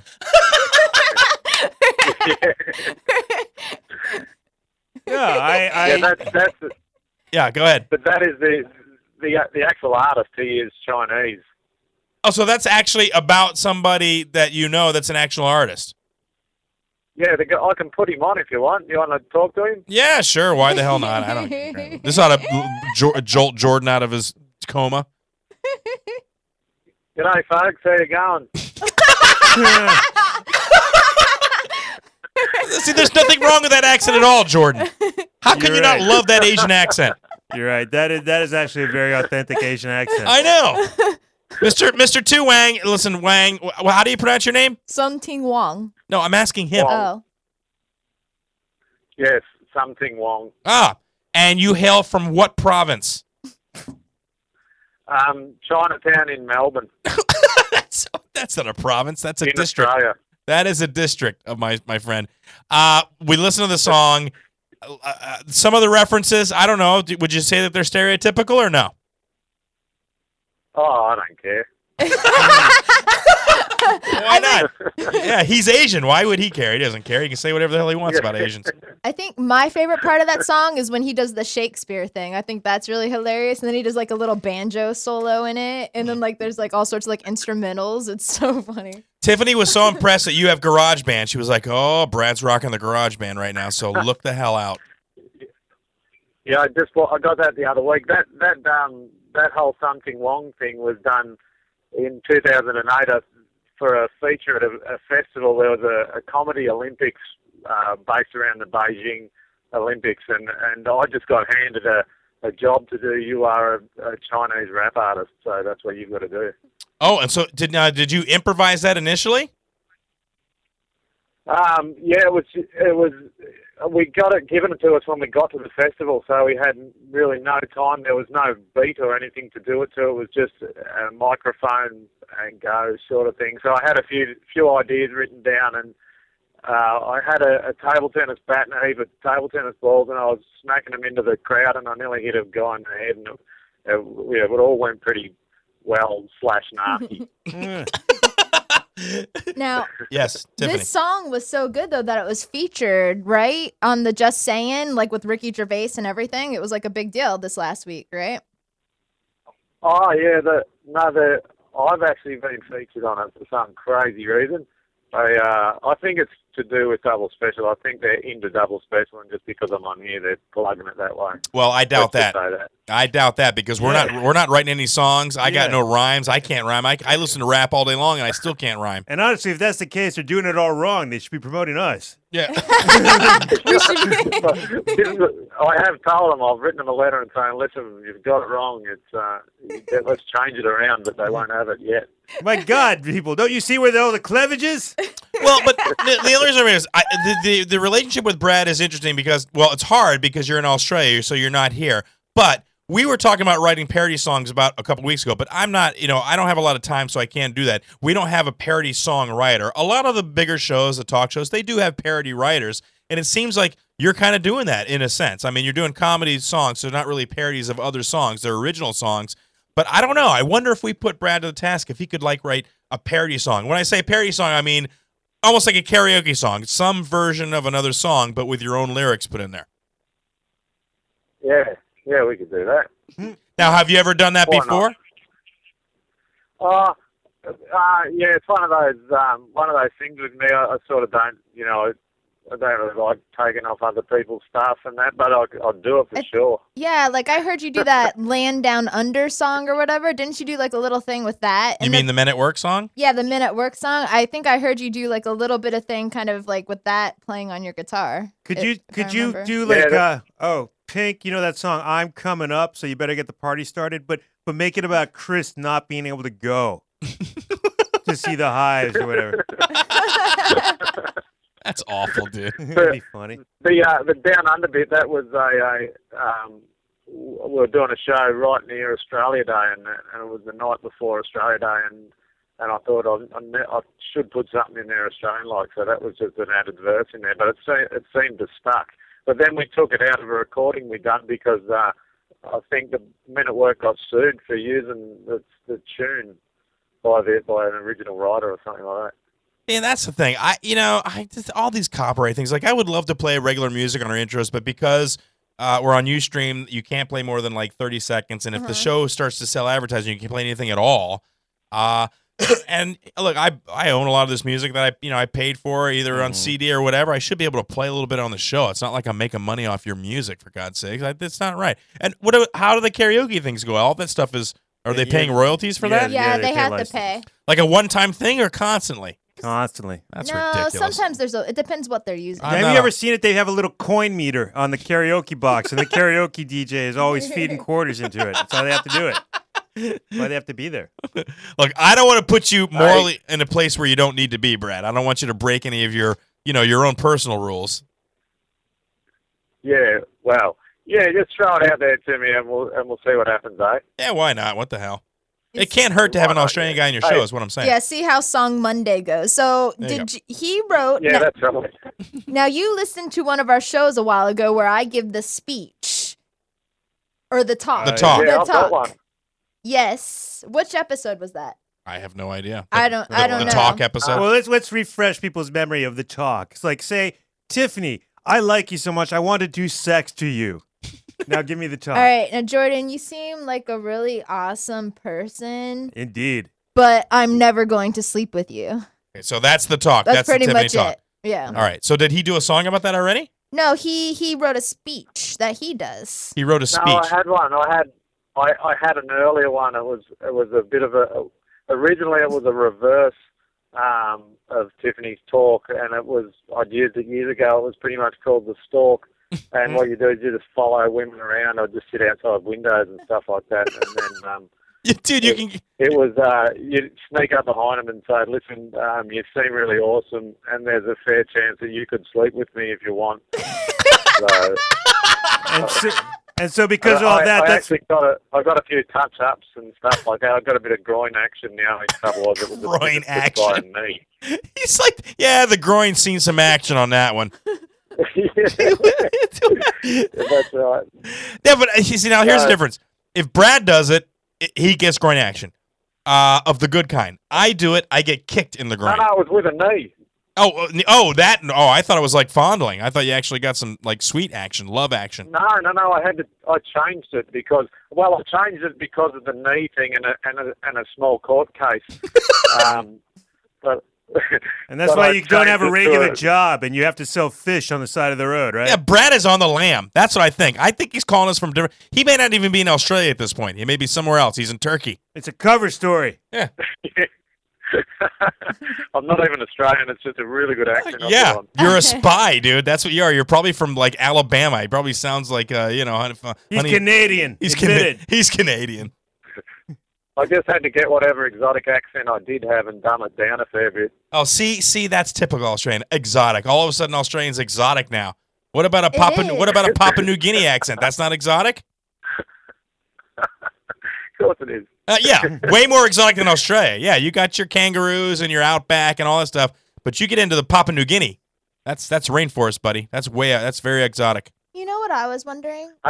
Yes. What kind of food do you guys have in Australia? Like, what's your, like, is it all, like, Outback Steakhouse-ish kind of food? Like, do you guys have, like, bloomin' onions and such? All right, the Double Special Show would like to apologize for the nativity of Tiffany Barbee and that Australians only eat at the Outback. I know. Everyone knows they only eat Vegemite and witchetty grubs. Exactly. That's why I'm just wondering what kind of food do they eat? Like, what's their food? What are you, like, proud of? All right, I'd like to say it's pretty much regular, I'd say. Yeah. Well, for Australians, so. Yeah, regular for Australians. Do you guys eat a thing called a bloomin' onion? What? No. Did you we eat onions. But... Yeah. Like fried ones? Yeah, I don't think he knows what a bloomin' onion is. Okay. Yeah? Yep. So Outback Steakhouse isn't that authentic then? All right, no, just let's break it down. Are there any Outback Steakhouses in Australia? It's a fake. Yeah, but mainly in the cities. See, yeah, so it's a franchise. Yeah, that's not real Australian I don't food. know. I was just curious about. No, they eat culture. everything, whatever we eat. Probably, I'm sure there's Australians that like Italian food, and they go to an Italian restaurant or a Chinese food, right? You can get. He said they have a Chinatown. You got a Chinatown in Melbourne. In Melbourne. Yeah, that's where. Yeah, that's where my man comes from. Yeah, that's right. His Do you boy. Do you guys have General Tso's chicken? They have everything like kangaroo. You eat kangaroo here, and right. But I'm sure you eat that over the season. Oh yeah, we get that all the time. Did you ever eat a koala bear? I hear they're minty. They taste a lot like scrub turkey. I still like scrub turkey. Jordan, you know last week when you made that joke about the cup of tea and the turkey. I do a lot of drugs, so no. When we had the turkey for tea. Oh yeah. Okay. No.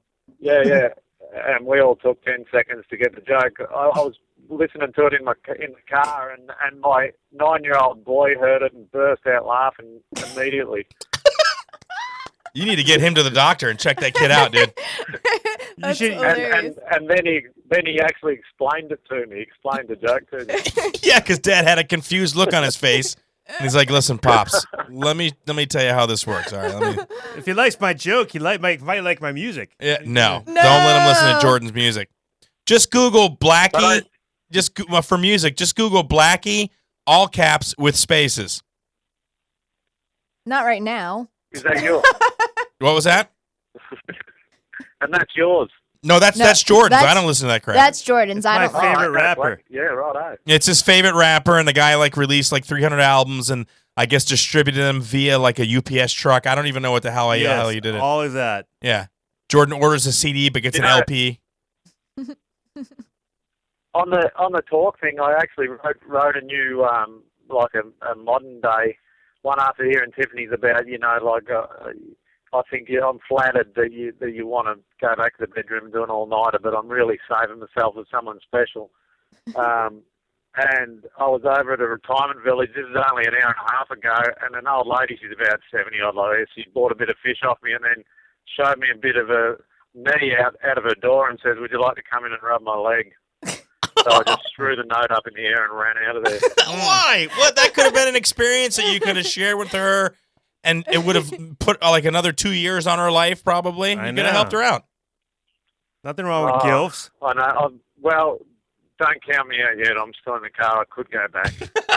He's like, I didn't run completely out. I'm not. I didn't go out of the gate. I'm still on the property. I'm still around by the back window. That's right.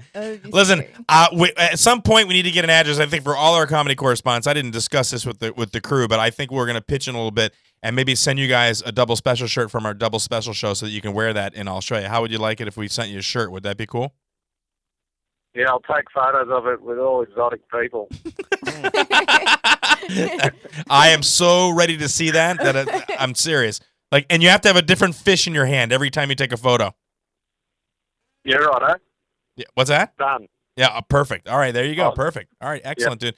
Well, listen, as always, Brad, a pleasure. We're gonna. Can I play one of your songs on the way out of the show? We're gonna play. Which song was that? Do you want to play the Pageant Queen? Yeah, song? I like Because we that. haven't got to play that, or we can play the Wayne. No, I like the Pageant Queen. I like that one. Yeah, that was kind of nice. We'll play the other one when we need a long break. We'll play the other song. Yeah, we're almost done. I got a half an hour. We have to play Vinnie Capallo's Christmas. All right, we're working on it. We'll get to all of it, but I want to. Hey, yes. You guys have got my full permission to play whatever you want, but as long as the world knows that I realise they are fairly dodgily recorded on there.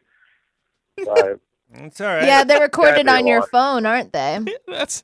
We don't care. Anything's good. I like the pageant thing. We're gonna play that. If you don't care, I don't care. So all right, there we go. One last thing. Do you want to apologize to that lady in Manchester, Joy Mutter? What? Oh yeah, you wrote. Yeah. She was upset when you said Australia. What happened? Is this a Twitter thing? What about the whole writing that Joy is a crazy lady in the UK that stalks him? All right, so for those of you listening to the show who don't go on Twitter, what are you guys talking about? Because I have no idea what you're talking about. Oh, okay. Why don't you say, Brad? Yeah, what happened? I'll publicly say that I will not apologize to Joy.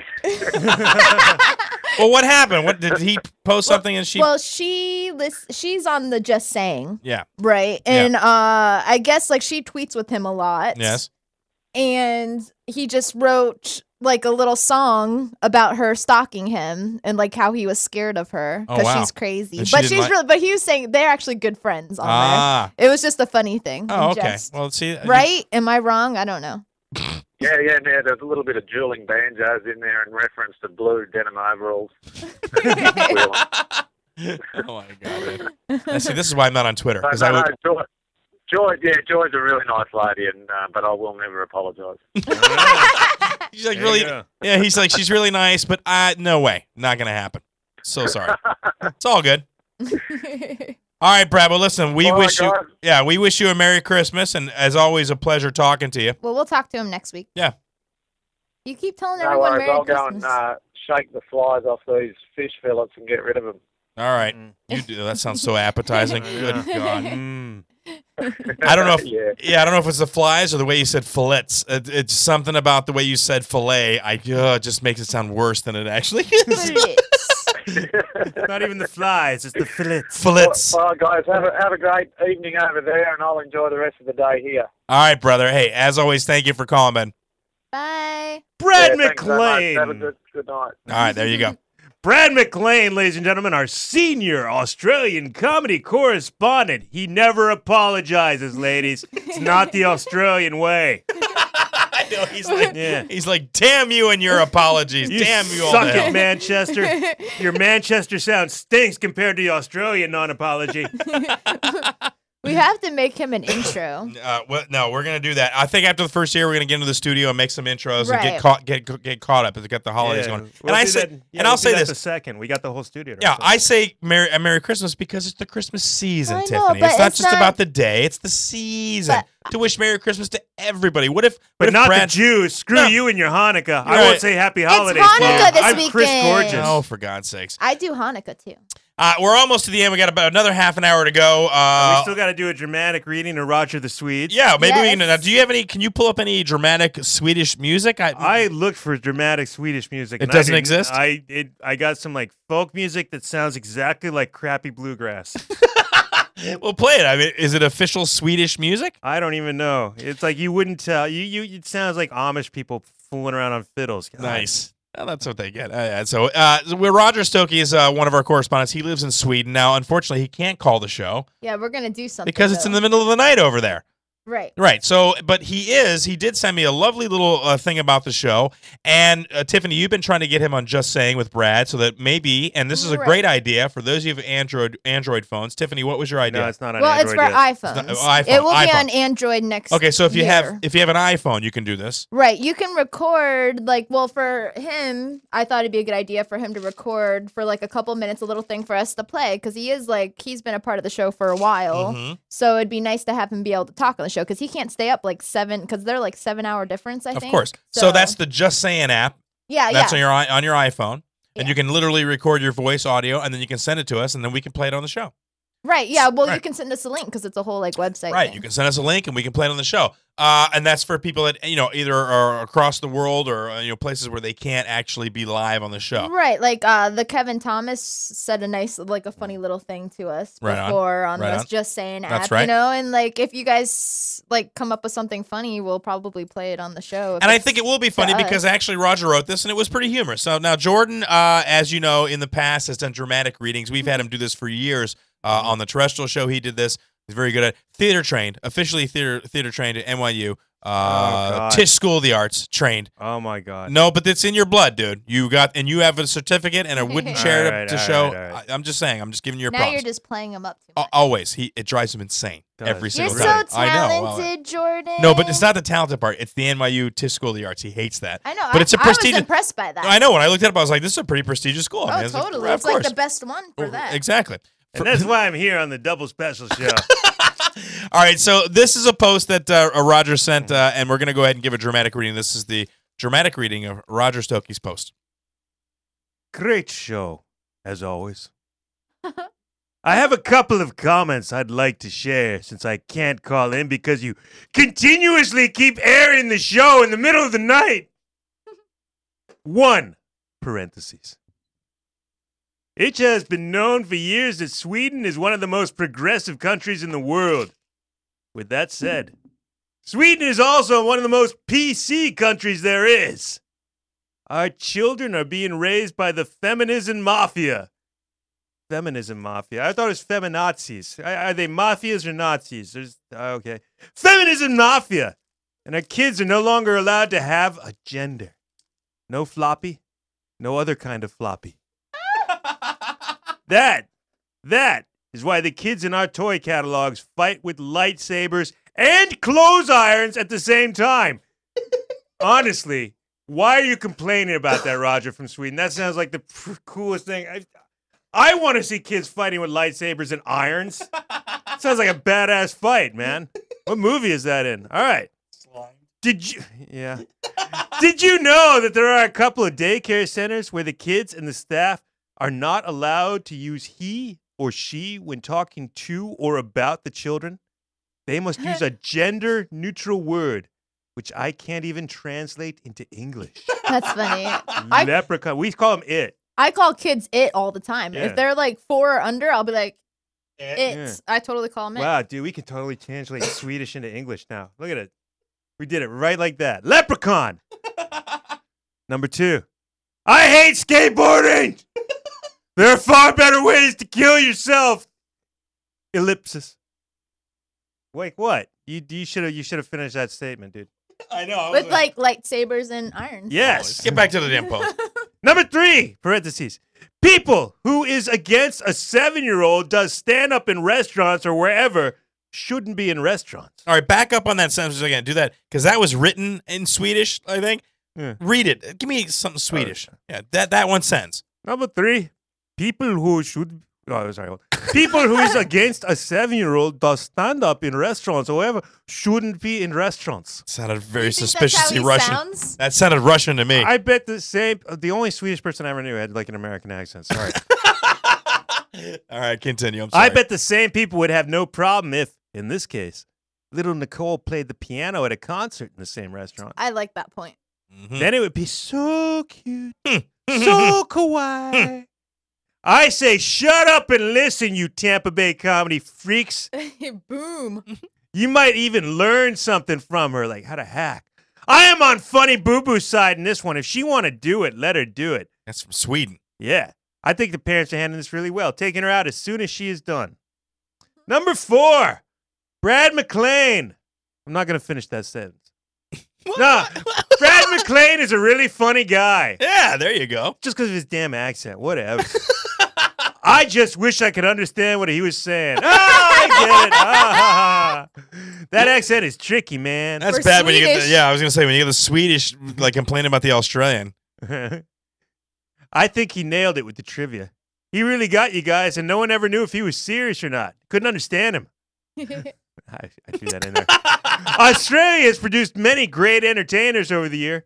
AC/DC, Midnight Oil, Paul Hogan. Come on. I like Paul Hogan. And who the hell is Pat Cash? I don't even know who Pat Cash is. Pat Cash. Johnny Cash's cousin. No, he's talking about Australian artists. Oh. And he forgot Men Without Hats. And are they from Australia? I don't know. No, you're thinking of Men at Work. Oh, Men at Work. That's right. Yeah. But now we're talking about Brad, right? Okay. Yeah, no. Sorry, I lost focus for a while. Well, just get back to the damn post. I'm reading the damn thing. That's what it says. Read the post. It says that literally. But now we talked about Brad, right? Sorry, right. I lost focus for a while. I thought that was you. No. No, wow, that's what he said. He got carried away talking about Brad in the message. I know, but it sounded so much like Jordan. That was weird. Oh. Roger. Go on. Channel me. Number 5. Marty Hoffman and Chris Kaz, the comic, are actually funny guys, too. They are? He says that like he's surprised. He's like, they're actually. I am. Could you believe it? Seriously. Even in Sweden? Seriously. Wow. Seriously. All right, keep going. I watched some of their stuff on the YouTube, and I'm impressed. On the YouTube. But I wouldn't let them in the same room together. No. That's like begging for trouble. No, seriously, though. They would do a great show together. Add Brad to that show. Wow, what a threesome. So many floppies. I'm really looking forward to the next show already. This has been a comedy report from your overseas junior adult comedy correspondent from the snowy hills up in the north, where polar bears are running around in public naked, looking for hot Sheilas. Okay, so that's from Roger, and I think the only thing that would make that better, not that your dramatic reading wasn't lovely, it was very lovely. I'm going to give you a little golf clap. Tiffany will not applaud your dramatic reading. Yay. She refuses to do that. She hates me. I know.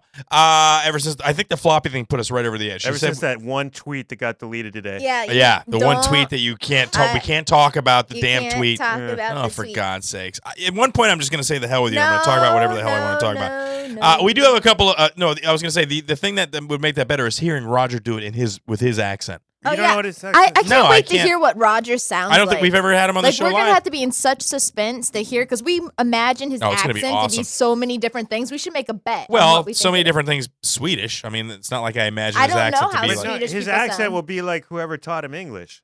No, but he lives in Sweden, so it's probably going to be very Swedish. Unless he he's very good at English. What if he learned English from like an Estonian, and now he speaks English with an Estonian accent? I hate you, man. Shut up. All right, so we got a couple of announcements real quick. The Talkwad Network Christmas party is coming out. It's coming up, or rather, it's going to be at the Zone Lounge. That's in Tarpon Avenue in Tarpon Springs, Florida. That is December 15th at 7. I don't know if it's open to the public, but if it is, it's a potluck. So if you're coming and you're not part of the network, you better bring a dish.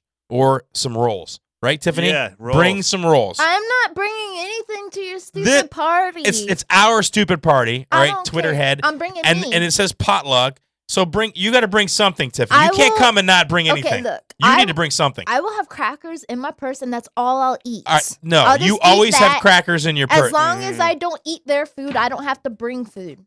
It's a potluck dinner. You bring something. I don't want to. All right, we're going to get to that. All right.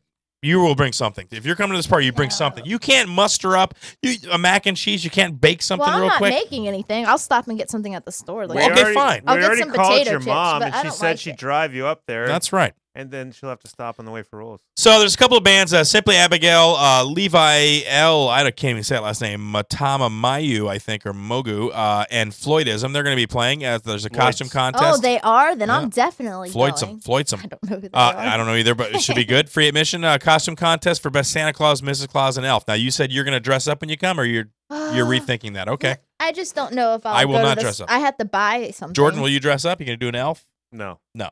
What the hell? Mr. Why would Claus? I do that? I don't know. Kooky? I'll wear a No. Santa hat.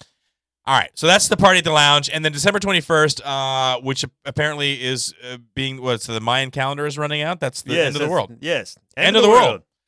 We're gonna have a comedy show at Kickin' Wings, the very same place that Nicole was at a couple weeks ago, and that will be December 21st at 10 p.m. Damn, that's a late show. I'm gonna be late that night. We get to meet Andrew Hall there. Andrew Hall will be there, so if you want to meet Andrew Hall, who's on the show, you can come out. That is 8702 State Route 52. That's up in Hudson, Florida.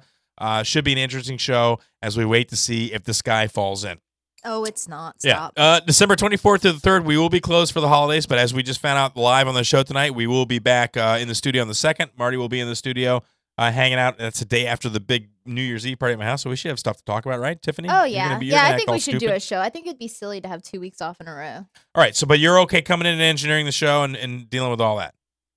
And then I'll be on it, too. Well, I don't know. We'll figure it out. Yeah, I want to be on it. We'll see how too. involved the deal is, and then we'll see how it Or is. we could put a wig on Marty. Listen, you got a mic over there. You don't have to be in the same room. You can be. Everyone likes me on camera. You see If how you that like goes, me dude? on camera, tweet it. No kidding. Yeah, if you want to hear the show, let us know, because I can't run the board and do it. Maybe I can do it from here. I'll have. Maybe you can. Nolan Maybe we could teach just me. take a picture of her in the yellow shirt and then just put it in front of the computer. Big cutout. You love the yellow Tiffany shirt. cutout. It was a good shirt. But it won't be the front of her. It'll be like just her shoulder. It'll be like a side shoulder shot of Tiffany.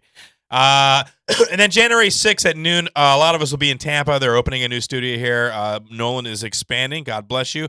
And that'll be January 6th at noon. The Talkwad Studio in Tampa. I think That's Wiggy's gonna dress up like Santa Claus. That is no, there's been a appropriate. request. Or There's Sean been Purvis. a request for Purvis can do that. Oh yeah, Purvis would be good too. So family tradition. I do the meat pie. You do. How about your family, Jordan? We never talk about your family. Did you guys have any traditions that you did that killed carried them through all. from year to year?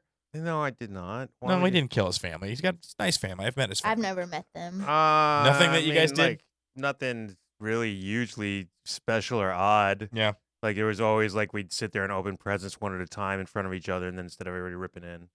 I don't know. Well, yeah, it's one at a time. Yeah. One at a time. And then usually, like, instead of like having dinner at home, we'd go out to a hotel because there's so many people there we didn't want to cook. You have an interesting family, dude. I don't know. I'm inviting you to my house. I know that you're working on Christmas, and if you want to come over and hang out, I know my 4-year-old drives you insane, but Yeah. I like the 4. Yeah, I really don't want to have to learn about every single new Angry Bird he gets for Christmas. Well, There's he's something 4. that is- What are you gonna do? Yeah, he's gonna have so much. I have to hear about it. If you come over, you have to hear about it. I have no choice. It's in my life. Now it's in your life. Whatever. Yeah. I mean, you can never come over. You're Uncle Jordan now. You're part of the family. No. No? No. No. Why? Not Uncle Jordan. You're a good uncle. You're a good uncle to your nephew. Yeah, that's my real nephew. Oh, he I'm not shuns taking the on other it. children. I don't need any more nephews. What do you mean need? You act like he's going to ask you to take him places and do things. He's 4, dude. You never know. All you got to do is talk to him. Ah. It's not.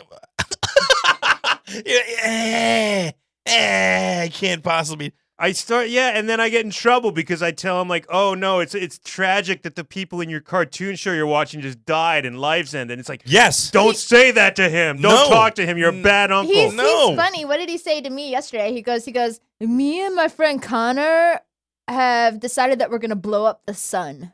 That's nice. And I said, "Are Did you he gonna say that to you?" Yeah. And I go, Wow. "Are you gonna use an Angry Bird to do it?" That's like Pinky and the Brain statement. What the hell really was that? funny. Blow up Yeah. the sun. Maybe that's how the world ends on December 21st. It all had to do with your kid. I know, and I'll be in Hudson. Ironically, I won't even be there for it. You won't be there to stop him from all right, blowing up the sun. So Christmas is coming, so I wanted to say this, Tiffany. Friday night, I think we're gonna put up at my house. We're gonna put up a Christmas tree.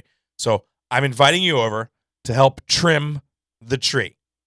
No, you don't want to come to trim. Why did you make that face? I don't really like doing work at other people's houses. Can't you make your own tree be decorated? Okay, first of all, it's not work. It's not like I asked you to come over and chop wood. But then you're gonna be like, put this or on the tree. pluck put this- chickens. You're gonna expect me to put things on your tree. Yes, a couple I already things. decorated my tree. Why should I do your tree? Because I'm opening up my house as an invitation during the season to come over. No, see, I can't even get to the That's second not really part. that cool. It's like, Can I watch you guys do it? All right, Can I look, just you like come hang over. Listen, there you and guys have drink been a coming. beer and You watch? guys have been coming over every Friday night. No, if you come and we're trimming the tree, you have to help trim the tree. Okay, Tiffany's not going. Why not? Because I'm gonna be at my mom's house for Christmas Eve anyway. Perfect. It's not Christmas Eve. When? This Friday. Oh, this Friday? Yeah, who puts their Christmas tree up on Oh, Christmas Eve? What does that leave? A day to have the tree up? Yeah, that's what I thought was weird. I'm not going if I have to like trim something. Oh yeah, I don't want to work. I don't understand. It's not work. It I'm not. is. You're making me decorate You're not your going to get a house. chainsaw at the. Do you They're not want the us house. to, are you going the to make tree. us put Christmas lights upside? You're No. gonna, hey guys, trim my house. It's called trimming a tree. You don't trim a house. You decorate a house. You trim a tree. He's going to give us all the crappy ornaments, and then reminds he's going me- to complain where we put them. This reminds I just me when wanted I to go get a to free- when I go to my grandma's house for Thanksgiving. Like I hate it when we do Thanksgiving at her house because afterwards she's like, "Well, let's get out the Christmas decorations and decorate the house," and I'm like, "Nope, I have to leave." Bye.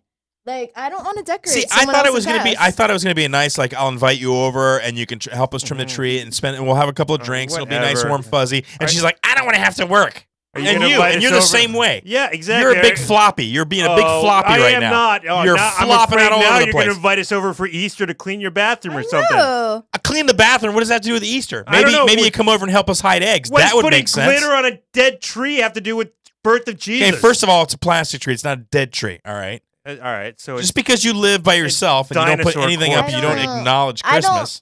I don't like this whole You know what? decorating. No, someone that's else's fine. house No, that's thing. fine. Yeah. I rescind my invitation. Good. At this point, don't come over. Don't trim the tree. Don't even think about Christmas that night. Do something else. Think about Halloween. Think about Labor Day. Think about anything but Christmas. That's fine. Don't come over. Don't hang out. You My guys can house kiss my is ass. decorated. I already Fine. did my. Go sit in your decorated Save house. me a piece of the meat pie, and we're all good. No, forget it. No way. You can't not. You can participate in one part of Christmas and then expect to participate in the other part of Christmas in my house. Yeah, no, you can. No, you can't. I'm not I won't decorating, allow but it. I still get presents. I won't allow Are it. we still coming over your house on Friday? Then? Doubt it. Oh, do you know We'll one be of trimming a tree. Yes, if you want to come over, sure, you can come over. But you will be helping trimming the tree. You're not going to stand there and make comments while I'm decorating. What time do you think tell it'll me be done? you can't Wait, hang like yeah. 3 When bulbs. will you be done decorating? Wow, you trimming guys your are tree? such assholes. Hey, watch the Unbelievable. language. That is FCC. One Thank of our you. listeners in England tried to call, but they couldn't get through. Well, sorry about that Tom. English guy. All right, Tom. Well, we'll get you next time. Yeah. In the future, we got a couple of stunts coming up. We are still trying to film the karate stunt. And it's not really a stunt. Jordan and I are going to go down to the karate studio. Tiffany's going to unleash some of her students on us, and we're going to see if we. I know I have skills. Jordan, I don't think you have many karate skills. No, I'm terrified of Have these you been little online monsters. to check out and see if you any All those children were much bigger than I thought they would be when we went that there was tonight. kind of like the teenager adult class. So. Well, don't send them up against me. I can't handle them. What do you want, like 6, 7? 4. No, I'm gonna have like an 8-year-old in there. Oh, And stuff. I'm gonna get hurt. He is afraid of an 8-year-old. I have this little like 8-year-old girl that's really sharp. Well, I got a couple. I got a 7-year-old girl that's really sharp. And also, we want to do what I'm calling the password nipple clamp challenge. Now, as you know, in the past, we had Tiffany eat some weird seafood. Jordan got his back waxed on Halloween. And so it's my turn. And so I think in the next week or so, we're going to go ahead and order the nipple clamps. Tiffany's going to go to the porn store with Jordan. Jordan's making me go to a porn shop. I'm not doing it for the show. And you're going to pick up cheap. Don't spend $150 on nipple clamps because I want... Look, and I don't want something that you hook up to any outlet, okay? It's got to have its own power, like double A's. I don't want something that you go, plug it in, it's a 3-prong. I don't want to have to use like a life pack and restart my heart after this thing. The gig is that they'll pick a password, and then every time I say the password, I'll get shocked. Yeah, we'll pick a word, and we're going to show it to the camera, but he won't be able to see it. And then every time we get him, or you could call in and get him to say it too, every time when he says that word, he gets buzzed. And then we pick a new word, and then we'll show it to the camera. And then when he says that word, he'll get shocked again. Because we don't want him to figure out just one word. 2 hours of... We're really doing the thing where we don't really pick a word, and we just shock him wherever we want. Right? Probably, yeah. That's what I'm seeing that way it we'll goes. be nice. It will be funny, because everyone will know when he says it. Because right. it's going to be exciting when he says the word. Like, we're going to try to trick him into say it. For you guys, it'd be exciting. Oh, you'd be excited. No, you guys get a little food, you get a little sting. I get actual electricity coursed through my body. On Twitter, I'm going to have... excites your nerves. I'm going to have our Twitter people pick words, and Facebook, too. I'm not a nipple clamp guy, dude. I'm not really into it. Also, we thought we had a meeting the other night, and we talked about something for our comedy correspondents to do. We've been trying to get to this topic for weeks, and already I got like 15 minutes left of the show, and we haven't gotten to it. We all have very different tastes in movies. I've been trying to turn Tiffany onto some movies. Jordan, your taste in movies is way out there. Yeah. I'd like to know it is. You watch some whacked out movies. Jordan doesn't like anything that's cool. No, he likes everything that's cool, but just not anything that you know that's cool. He doesn't like mainstream stuff. He's like, what? People know about he this doesn't band even, now? Look, I was mainstream cool. I don't like a lot of mainstream. I like a lot of mainstream stuff, but I also like a lot of stuff off to the left here, and even that stuff you don't like. Your stuff is so like Blackie. Off to the left. Are you talking about the Reverend Horton Heat? You think that makes you off to the left? Well, we were talking about movies, but yeah. Oh, all right. I've been listening. Okay, first of all, I've been listening to Reverend Horton Heat for a long time. So when I started listening to him, nobody knew who he was. It was a punk thing. Yeah, now he's a little bit more mainstream because he's been around for 25 years. But well, what? See, but that's what I'm saying. You listen to, your stuff lasts for about 8 weeks and then it's gone. And you're like, yeah, I was in on that. In on what? Well, it doesn't matter. It's gone already. It doesn't matter what I was in on. Movies. What's your guys' right. favorite? So that's what we were talking about. The subject was movies, and I like to talk about movies. And so I wanted to get from our comedy correspondents your favorite movie and why it's your favorite movie. And then we'll see if we agree or disagree or whatever. Next week? Yeah, we'll do it, intermittently through the next couple of weeks. But yeah, comedy correspondents, pick out your favorite movie. And when you call in, let us know what your favorite. I will ask you what your favorite movie is, and then we'll see what it is. Now, we'll ask right now so we have a good idea. Let's start with Tiffany. Tiffany, your favorite movie. And it's hard because it depends on the genre. A lot of people have multiple movies that they like. Yeah, but if you had to pick one to have with you. I have a top 3, but my favorite is Fight Club. That's your favorite movie of all time. Fight Club. Yes. Hold on. All the movies that you've seen your whole life, that is the one that tops. That's your favorite movie. Yes. I want to know. Hold on. Wait. Why? Yeah, why? Because it has everything has subliminal messages in it, and it's got fighting, and it's got a twist, and She's so excited. Cool. I remember afterwards, my cousin and I got in a fight. We were 15 in high school, and I was like, "Hit me as hard as you can," and we fought and stuff. It was fun. Wow. She's like, that movie was about my life. It was hardcore. That's why I liked it. So what did the movie mean to you? What do you think the movie was about? That's a good question. What was the movie about? Yeah. What was the message of the movie? The subliminal message. What was the subliminal message of the movie? Well, there was tons of subliminal messages in it. What was How do you know? What was the theme of the movie? What did you take away as the meaning of it? Yeah. I can't talk about it. It's the second rule. Oh, it's the first rule, actually. That's the first rule. Oh, yeah, and the second one. No, but seriously, even though you got a good joke off, and that was funny, that was very funny. Tell us when you finish watching the movie, you're like, because what was the message? You went, wow, that said well, to it's me. about consumerism and I don't know.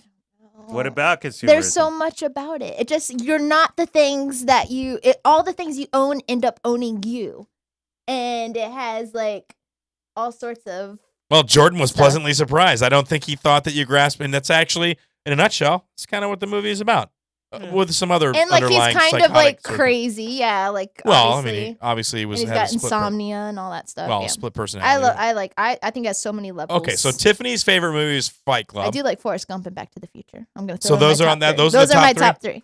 Fight Club, Forrest Gump, Back to the Future, and of course I love Will Ferrell stuff and Vince Vaughn. Oh my God! All right, so Jordan, if you had to pick one movie, top movie, favorite movie, what's that? Duck Soup. Duck Soup. Really? I've never even heard of it. Yeah. The Marx Brothers. You heard of the Marx Brothers? Marx? Yeah. I know who the Marx Brothers are. Who are the Marx Brothers? Name all 5 of them. Holy crap, there's 5? Yeah. I was imagining like Charlie Chaplin looking guys. Am I totally Yes, wrong? Charlie Chaplin was one of the Marx Brothers. Oh, yes. was he? No. No, he was not. No, he Who was is the most who is the most recognizable, the mouthpiece, if you will, of the Marx Brothers? Come on, cigar, mustache, glasses. I know, that's why I said he looked like Charlie Chaplin. Ducky walk. No. He doesn't look like Charlie Not Chaplin. even remotely. Yeah, no. Karl Marx. Yes. Oh, yes, That's correct. Karl Ladies Marx. and gentlemen, Karl Marx and Frederick Engels, the Marx Brothers. Karl Marx is the father of communism. It's, yeah. Yeah, that's what I felt like. A little off there. Groucho Marx. Oh, yeah. Yeah, Groucho Marx. Okay. Tiffany Epiphany. So in the movies, there were actually 5 brothers, but 3 were in a majority of the movies, right? 3 were in the majority, 4 Right. were in some of them, and Gummo was never in any of the movies. Right. So the 3, though, that are most recognizable, Groucho being the mouthpiece, who was the sort of the smarty pants of the group. Nah, that may be too hard. With the cigar, yeah. Let's go with the guy that squeaked the horn. Okay. Harpo. You remember Why'd Harpo? you tell him? There's a Harpo? I want to know. Yeah. There's a Harpo. The Karl Marx thing was actually a genuine guess. That just worked. Oh no, I believe you. Yeah, totally. No, we know. Yeah. I never doubted you for a second on that one. Yeah. And it was wonderful. It was lovely and fuzzy and warm, and it made me smile. So you got Harpo and Groucho, and then the Italian guy. I always forget his name. Is it Zeppo? I don't know. Ask Tiffany. Yeah, I think it's Zeppo. No, it's not Zeppo. It's not Zeppo? No, it's Zeppo not is one of the brothers. I don't know. Zeppo was one of the brothers. He was That's a straight man. He was a straight man. That's right. You're right. I forgot about him. Yeah. I don't know about the brothers. The Italian one. There was an Italian one who spoke lots of Italian. Chico. That's right. Yeah, I never even Zeppo seen. wasn't very Italian. I is it? haven't seen that movie. I said. Well, they were in multiple movies, but they were famous. So really, Duck Soup is your favorite movie. Yeah. Why? It's number one. It's a brilliant movie. I mean, it's Brilliant. Very Why? funny. Why is it brilliant? So it's Fight Club. It's hilarious. Okay, it's funny. So you like? Yeah, it's very modern humor. It's very absurd. It stands up today, whereas movies, some of the movies from the past would not. Mm-hmm. And then it's got family memories as well. It was some movie that my father would sit down every single kid in my family at one point and watch it with them. Oh wow! The rest of us would all join in. So I've seen it a number of times. So this is a family tradition movie for you. Kinda, yeah. Yeah. Okay. I'm not mocking Duck that in any Soup. way. I'll have to watch it. See, I don't even know if I can pick a favorite movie that I have. I don't know. I really.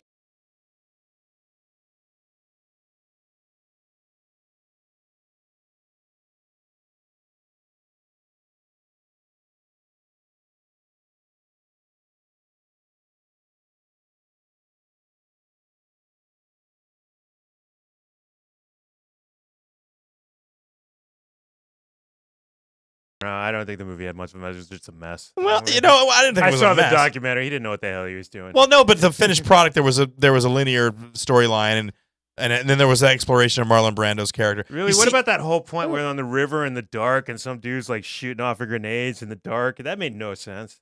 Oh well, no, they pulled up to an area that was just chaotic. Yeah, I think that was an illustration of how chaotic it could be if there's like nobody really in control. They pulled up and nobody knew what the hell was going on. It was just screams in the distance and people yelling. It was all freaky. You ever seen Apocalypse Now? Have you ever seen that movie, Tiffany? No. Do you own it so I could borrow it? I do own it. It's a war film. Are you into war films? You like? I saw Saving Private Ryan. Is that up on your top list?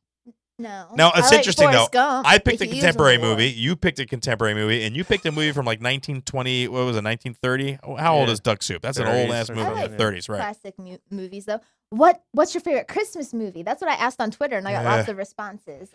I have one. Okay, yours is what is yours? Elf. Okay, so yours is Elf. Big shocker there. That's my wife's one. I don't know if I have a favorite. So I like Scrooge. I think Scrooge is pretty funny. They did a good. Which setup one? on The one Christmas with Carol. Bill Murray? Scrooge? Yeah, Scrooged. That's what I own said. that. That's great. Well, the original movie was not called, and the story was not called Scrooge. What is Christmas Carol? There you go. Okay, so yeah, I don't know.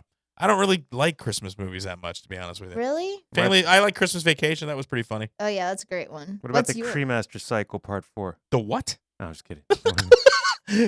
I'm actually interested in seeing that. The Cream Master Cycle. What the hell is that?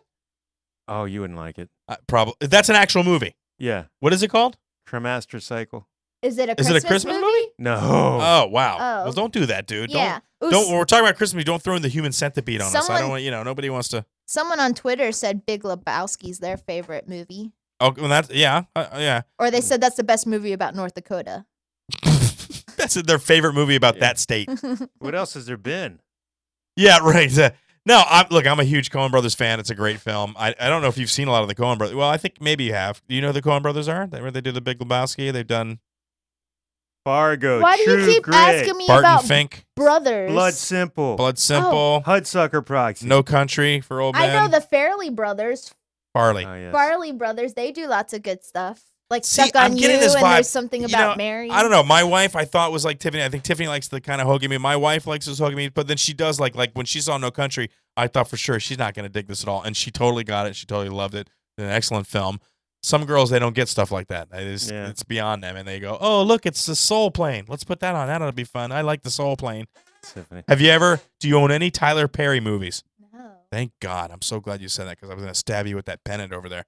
No, I don't like that. All right. I'll have to ask Marty what his face. So, the comedy correspondents, if Do you're you out own there. any Bette Midler movies? I have Beaches. Oh, okay. That's such a great movie. I was hoping the Rose, but I went, nah. I like that song. I have some Bette Midler CDs. I believe At that. least it wasn't Scenes from the Mall. Is that an... Oh, I have Hocus Pocus. That has Bette Midler in it. Oh, my God. I need to come over and see your video collection. I bet you it's awful. I have like 400 DVDs. I bet you do. And I bet it's just this craziest... You have Taxi? Not They're all from the buy four get for $5 at Blockbuster, dude. Oh, some. The DVDs are like shoes to me. What? Like, you know how women like to buy shoes? Well, I don't.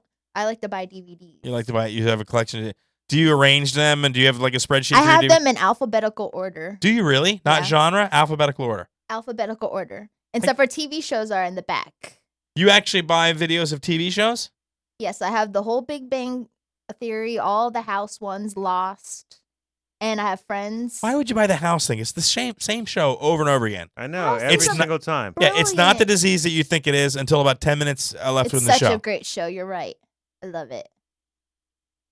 I slammed the show, and she said, "You're right. It is a good show." And I have Dexter. I know. I was ignoring. No, I know. Like my wife used to make me watch it, and I watched like 2 seasons. Then I just went, "Okay, I'm not going to sit here and guess for 45 minutes when you bring something up because I know it's not it. You know it's not the disease until the 10 minutes left in the show, and then he brings up something. You goes, "That's probably They it have right to there." do an LP. What? They always do an LP in it. What do you the mean an LP? lumbar puncture. Oh, look, Tiffany watches a couple seasons of House, and all of a sudden she's like a doctor. anesthesiologist. All right. I do like Dexter, though. Oh, Dexter is a great show. Great oh, I can't believe only 2 episodes left. I'm so upset. All right, so we're almost in. I'm tired. I'm ready to get out of here. I don't know, but listen, I wasn't kidding about the comedy correspondent movie thing, and also about sending out maybe some T-shirts to some of the guys. So at some point we need to get a little money together because we're not rich doing this, but we appreciate you guys listening, and I want to send something out to you guys. And also, if you wear it around town, people ask, "What is that?" And that'll be cool, right? Yes. So if you want to check us out on the web, Tiffany, let them know where they can check us out again before we leave. We're on doublespecialshow.com. Always. On Twitter, we're at doublespecial, or you could tweet me at Tiffany Comedy. And also, we're on Facebook. We got Double Special Comedy. You could also look up the guys and me on there and be Facebook friends. What else? Oh, YouTube. We're on YouTube. Just look up Double Special. We're on Stitcher. We're on iTunes. We're pretty much everywhere now. Yeah, tell your friends about the show. If you like the show, let people know about it. We want to move on with this show and go national with it if we can. And trust me, the bigger we get, the bigger the show gets. And it should be awesome. About me being on Sirius. Yeah, well, before we get out of here, we'll say that Tiffany is branching out already. You were on Sirius Radio last night, the night before last? I was on Sirius on Monday. I was on it like 3 weeks ago as well. We talked about that on the show. Now, what is the show that you were on? It's a fantasy sports radio show on Sirius XM. What's the name of the show? It's Tony Shinkata. You've been on twice, and you don't know the name of the show. It's a fantasy XM show. So it's you're just on the show, and he's the host. I actually don't. I'll have to find out. So the first, okay, well, she'll put the link up on Twitter. But I'm gonna be on it on this Monday as well, coming up. All right, so that I'm getting dating advice. Well, okay, well that's the thing. The first show that you did, you gave advice on what to say and what not to say to women, right? That was basically the subject. Yeah. What was it this time? This time it was like a bunch of different things about just the way people are. I don't know. He's gonna give me clips. I can't remember. What do you mean you can't There's remember? something about also like, is it okay to like think of somebody else while you're in bed with someone? And your answer was? Yeah. She said that's so. Yes, I said it is. yes because. Now, is this for a man or for a woman or for both? Either way. Okay. And I was thinking I wouldn't mind actually, because the thing is, otherwise, like, let's say you're giving like a. You get oral pleasure. Okay, yeah, you're doing that, right? Yeah. And then, like, you kind of, at a certain point, when your jaw starts getting sore or whatnot, whether you're being a guy or a girl during it. Wow. You know, you would kind of be like, I wish this person would start thinking of something so they will. Yeah, get to the finish Yeah, up. exactly. So, like, you rather them do that. That sounds like a lot of know. tension involved in the bedroom. know. It's not very relaxing. If you're thinking about that and while you're doing that, I don't it's know. not very pleasurable. God, girls like down there doing that, and then you're like under pressure to think of a sexual fantasy involving somebody else at the same time.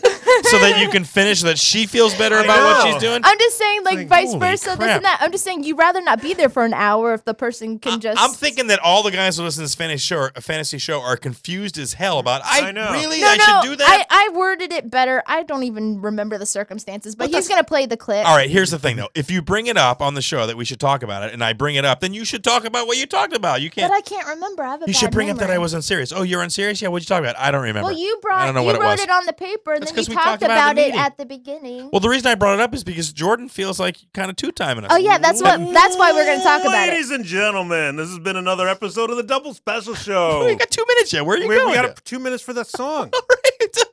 I wanted you to address this situation that Yeah, that's are what you she's- avoiding? the advice that she gave to somebody else is kind of the same thing that's happening here. She's thinking of somebody else while finish me off. Come on, hurry up and think about somebody else. Whatever, that's fine. No, it You're doesn't. okay with that? It I'll doesn't. think about her and her friend from the Cheeky tonight when I'm Okay. It does not finishing myself interfere with your guys' show. It's on Monday nights, and plus, I'm just next week's like my last one. No, I don't have a problem with it as long as you mention her show on their Yeah, show. and I don't did. care. Oh wait, So I there thought we you were go. talking about the thinking of somebody else. No, or you're the off DJ. somewhere else, I dude. was Whatever. still thinking about. You're an idiot. All right. Yeah.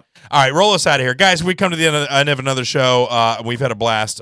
We had yeah. Chris, Ron, Marty, Brad. There you go. Who else? Oh my God. We had Ron.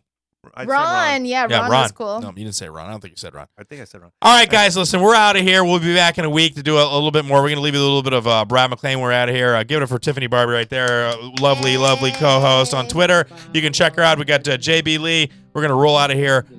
Jed, you want to say the final deal? He's already playing the song. Why'd you start it? Okay, we're out of here. Have a great night. We'll see you next week, guys.